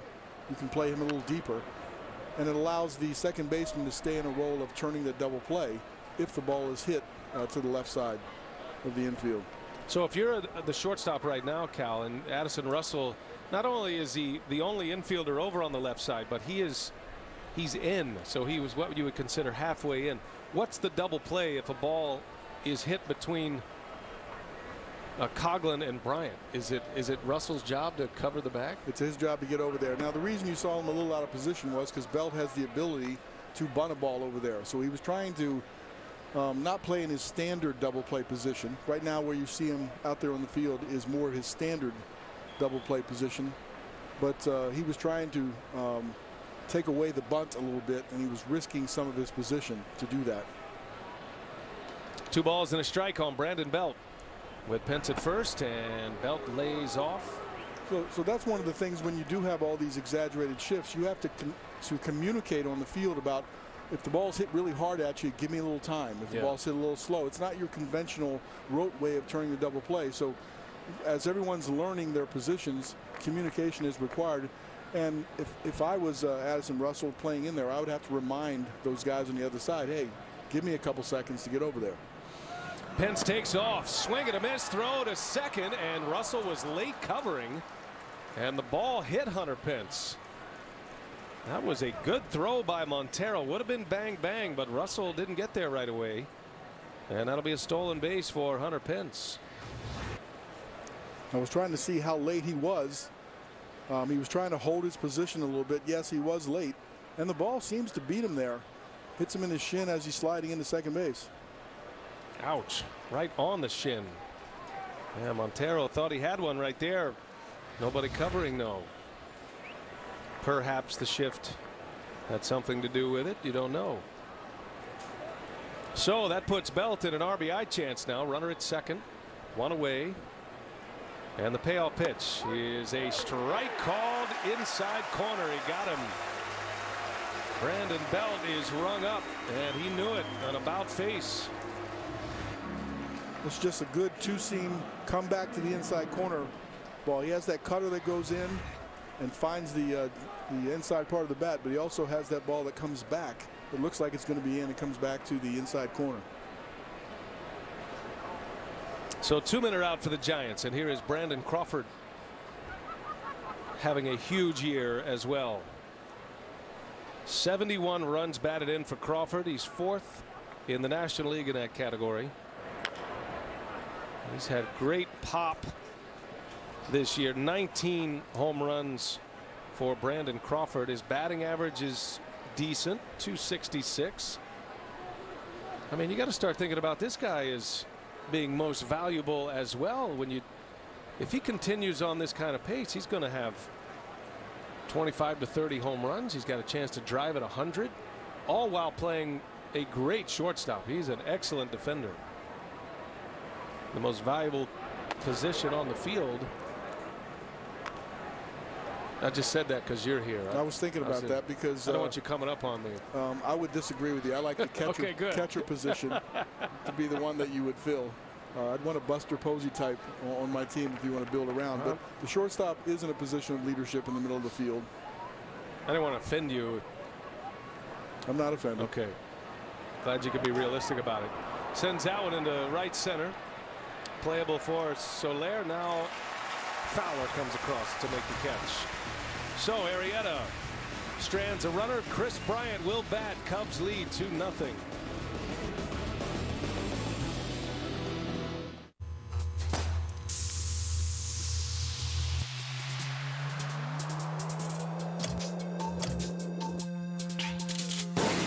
If you want a paint that's more than just easy to scrub, if you want a paint that actually repels dirt and grime, if you want a paint that stands up to life's wear and tear, only this can. Regal Select from Benjamin Moore. Paint like no other. Introducing Fast Foods First All-Natural Burger. With no added hormones, no antibiotics, and no steroids.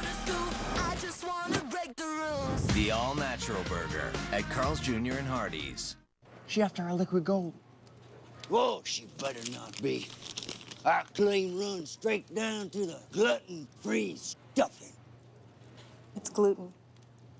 There's gold in them there shells. Liquid gold. After we're all inside for a while, it gets pretty stuffy. When Dad opens up the window, it's the first thing he does. The Tobin stance. But when we open up the windows, you can see the dust floating around. There's dog here. Pollen. More work. Wow. What's this? Swiffer Sweeper. Swiffer Dusters. Removes up to 70% of dust and allergens. Stays on there like glue. Can't do that with the other broom. Wow, I love it. The Tobin stance. That's totally what it is. You know, your denture can look like your natural teeth. But when you eat tough food, the denture moves. Oh no! This shouldn't happen. Try Fixodent Plus adhesives. Their superior hold helps your denture work more like natural teeth. And you can eat even tough food. Fixodent. Strong, more like natural teeth. Fixodent. And forget it. It's time for Records and Milestones presented by Jim Beam. Drink smart. Chris Bryant. Most home runs in a season in a major league debut. So a rookie season. Cubs history. Bryant with 15 already. He's already got the mark. That was set way back in 1925. Mandy Brooks. Got to go to Baseball Reference to dig up Mandy Brooks. For more records and milestones, go to BleacherReport.com.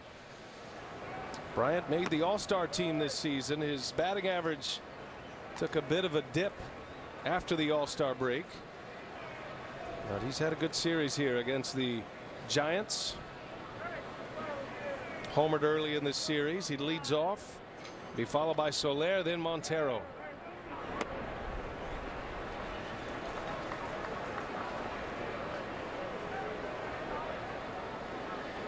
Bryant with a little flare single to right. He was in protect mode with 2 strikes and he dumped one into right for an RBI his first time up. That was the first Cubs run. And the Cubs scored again in the second inning on a sac fly by Addison Russell, scoring the pitcher Arrieta, who had tripled.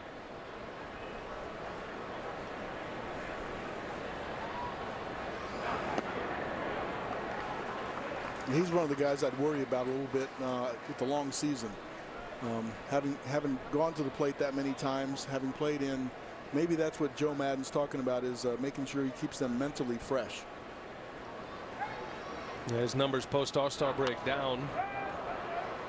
Everybody talks about the rookie wall, and I mean, I think there's a wall for everybody, isn't it, in a baseball season, 162 games, but especially for rookies. And then you put them in a pennant race, and then you put them in a pennant race in Chicago, which is a different pennant race altogether. You're asking a lot of them right away, but the only way to learn it is to go through it.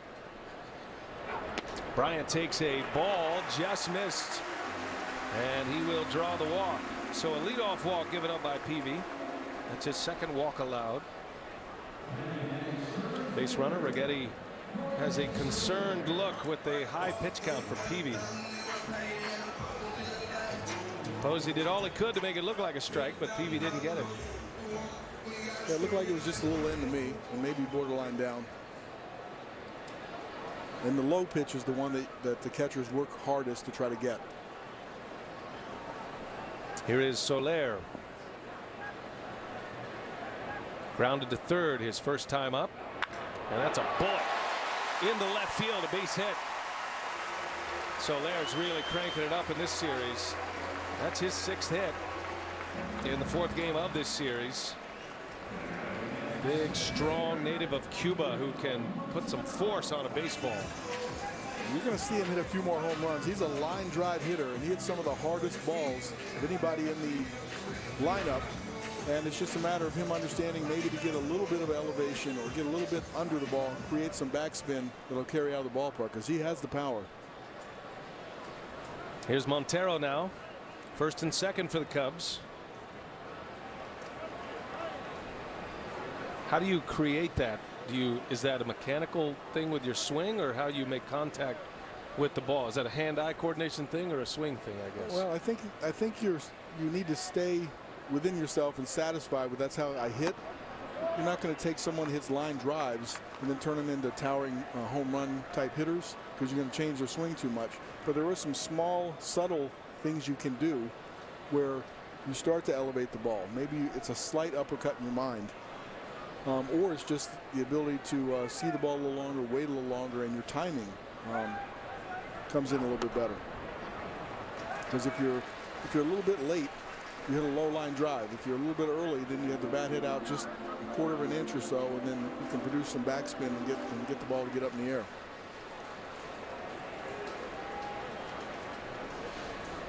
Big chance for the Cubs here. They lead 2-0. Peavy, after a 3-up, 3-down third, dealing with a high pitch count, 38 pitches in the first inning. This is already pitch number 81. And Montero with a big swing. Cubs have both of their catchers in the starting lineup, and that's the way it's going to be here. Montero will be the everyday catcher moving forward. Schwarber is getting starts in left field, occasional starts behind the plate. The former Diamondback Miguel Montero was an all-star with the Diamondbacks a couple of times, including last year. It's interesting. Posey right here in this situation is not giving his position away till later. Sometimes catchers will set up and give the signal to be inside or outside and set up a little earlier.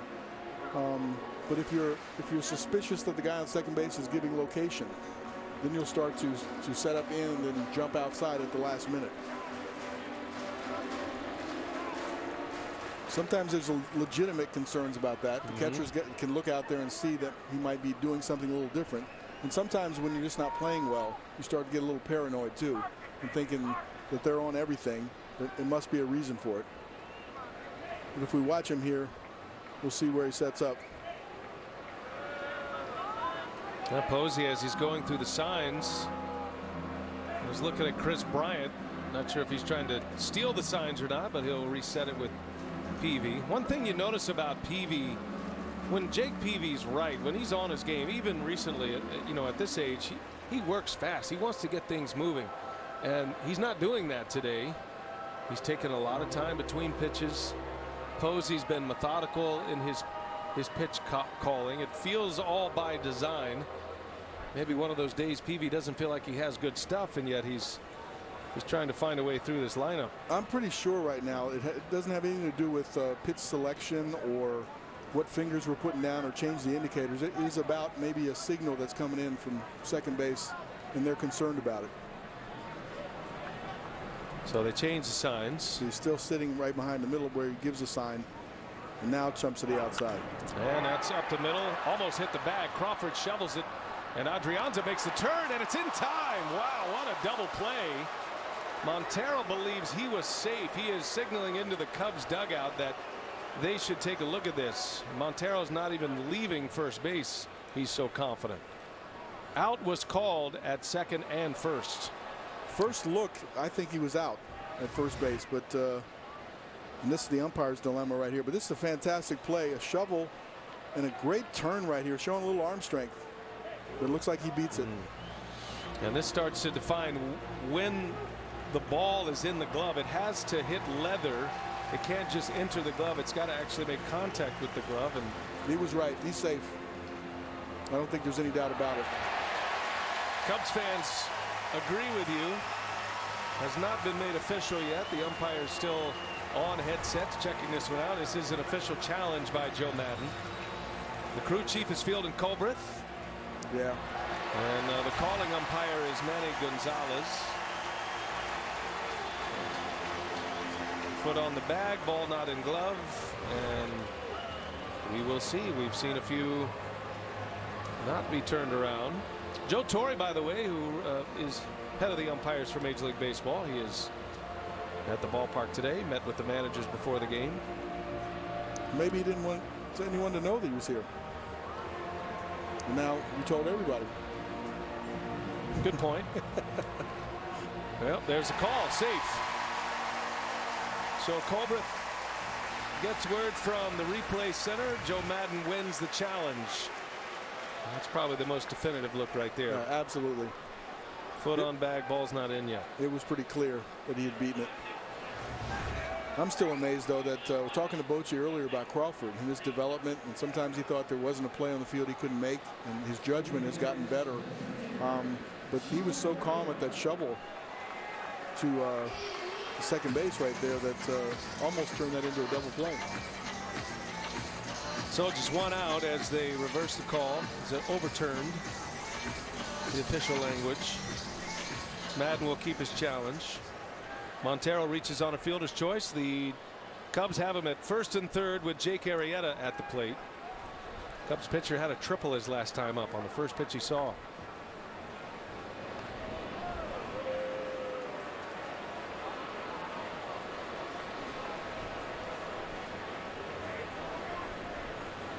A triple is a rare bird anyway. A pitcher with a triple is the rarest of birds. And he's got a home run and a triple in this latest run at the plate. He's going old school too, Arrieta. No batting gloves. You know, it's interesting. I was trying to figure out why the pickoff moved to third base. You don't see that too often. But if there's any doubt whether the pitcher's up and he's going to bunt, you know, maybe a safety squeeze, that's a good way to get an indication, because he picks his leg up and then normally the pitcher would square around and give the bunt away. And he shows bunt. That's rolling foul. PV wisely makes sure that stays foul. And that's one of the things that Bochy wanted to know. You know how to defend that.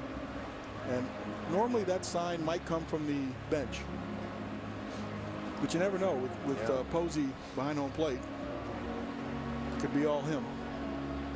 And nowadays you got to make that throw to third. You can't fake anymore. Only base you can fake a throw to is second base. And I think we're close to the point where that's going to change. I don't like that either. To me, when you look at it, it's deceiving the run. You're picking your leg up and then trying to move back.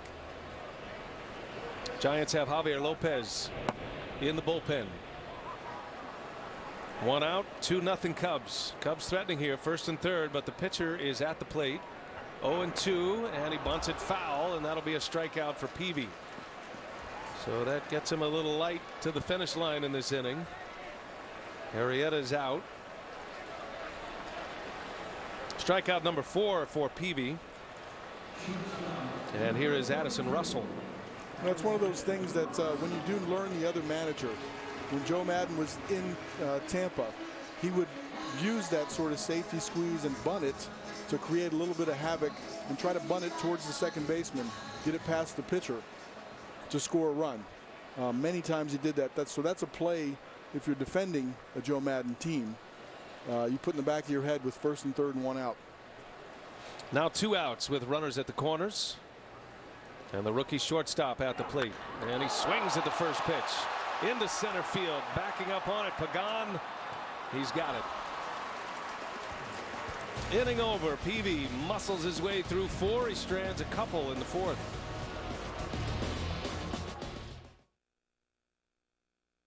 know the best thing about summer pizza?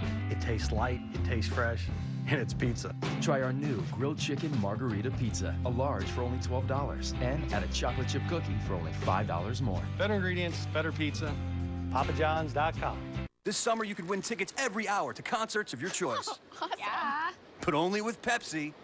Yes! Oh. At least your name's on the bottle. Do I look like a Larry to you? Pop open music every hour with Pepsi. This is how we do it.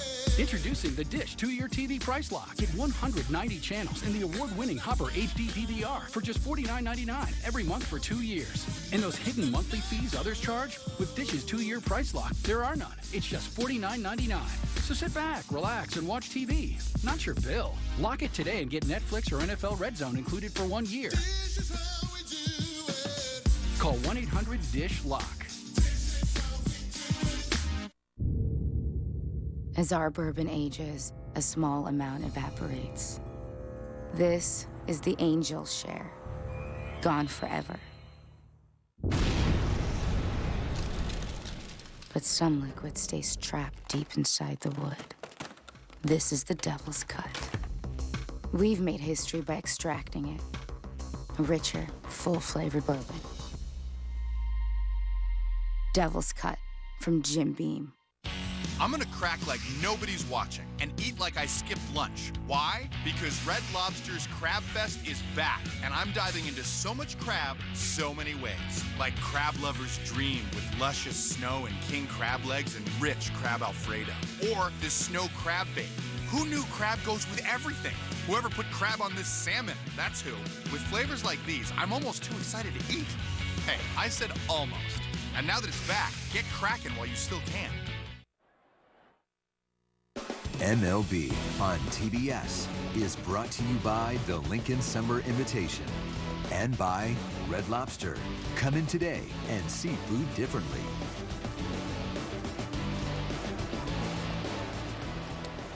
Honoring the great Ernie Banks with his number 14 painted behind home plate. We go to the 5th inning now. The Giants and the Cubs. Giants at the plate. Arrieta working on a shutout through the first 4 innings. Arrieta with 3 strikeouts thus far.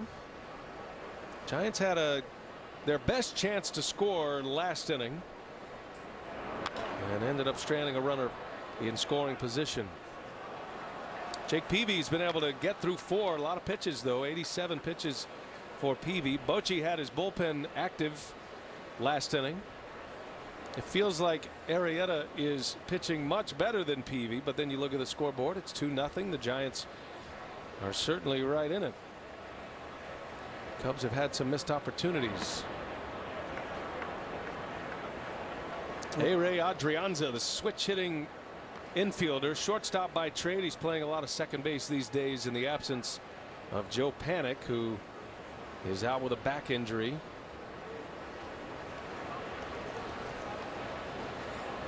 Adrianza bunted his way on in the 3rd, had a bunt single and a swing and a miss.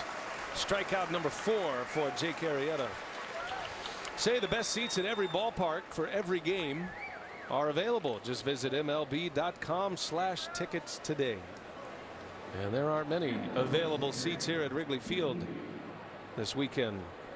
Final of a 4-game series with the Giants, trying to sweep the Giants in a series of 4 or more for the first time since 1977.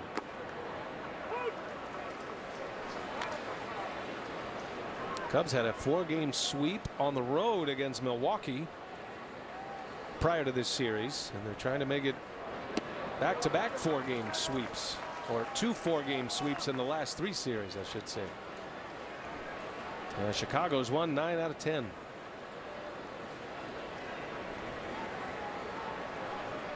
Peavy down 0-2.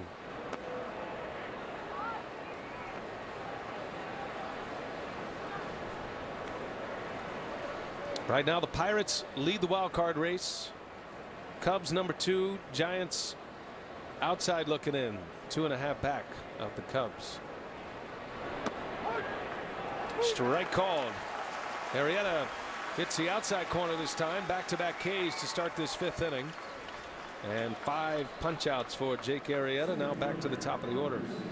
It's interesting, Cal, that only 4 teams in the major leagues have a better record than the Cubs. 2 of them are in their division, the Cardinals, who are running away with the division, and then the Pittsburgh Pirates, who would lead the wild card race.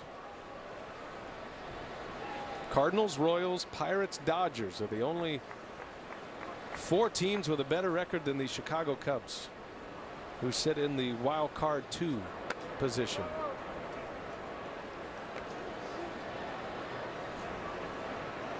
The 2 wild card teams will meet in the playoffs in the wild card game. The wild card 1 is the host. Brian, sometimes I zone out on you when I'm looking at pit selections. That's okay. I think most of America does as well. But I was just amazed at the pit selection on Peavy. Here's a non-hitter pitcher at the plate. He throws a 2-seamer back to the outside corner, and then throws him a couple really good 90-mile-an-hour cutter sliders, and then finishes him off with the same pitch on the outside. I felt for him. Did you say something, Cal? Yes. Sorry. Pagan, in his first at-bat, he came in for Nori Aoki, who left after being hit by a pitch, hit in the head, right in the helmet. We did Zach Greinke and Max Scherzer matchup, I guess, a couple weeks ago, and I was amazed that Greinke was in total command, and there wasn't too many balls that were hit on the good part of the bat. And today, watching Jake Arrieta, there's not a whole lot of balls that are hit on the good part of the bat. A lot of jam jobs, a lot of balls off the end, and mix in a few strikeouts. He's been dominant. He gave up a triple with 2 outs to Matt Duffy. That came with 2 strikes as well. That ball was probably the best hit ball for the Giants today into right center. And the other hit was an infield hit, that bunt single by Adrianza. Arrieta has hit a batter and he's walked a batter. That's been it for base runners. And Pagan off the end of the bat fouls it away. Giants won the World Series last year, coming through that wild card spot, and they were the wild card number 2 last year. They had to go on the road. They beat the Pirates behind Madison Bumgarner, and rolled all the way through and won the World Series for the 3rd time in the last 5 years. Bumgarner was the World Series MVP, sitting there with Matt Cain and Tim Hudson. Pagan fights another one off. I think the best record in the league during the regular season will tell you who has the best depth and the overall best team. But once you get to the playoffs, you're going to play with a couple less players, and it's who's playing the best and who's the hottest at that moment. And every team that makes the playoffs has the ability to make a run and win the World Series. Yeah, we saw it with the Royals last year as well. The Royals were the wild card 1 in the American League. They hosted Oakland, and of course they won that game, ended up winning 8 straight at one point before losing out in the World Series. What a terrific World Series it was. And the Royals look like they've got all the pieces put together once again. They're the team with the best record in the American League. The Cardinals the best record overall. Giants are in the picture. Got some newcomers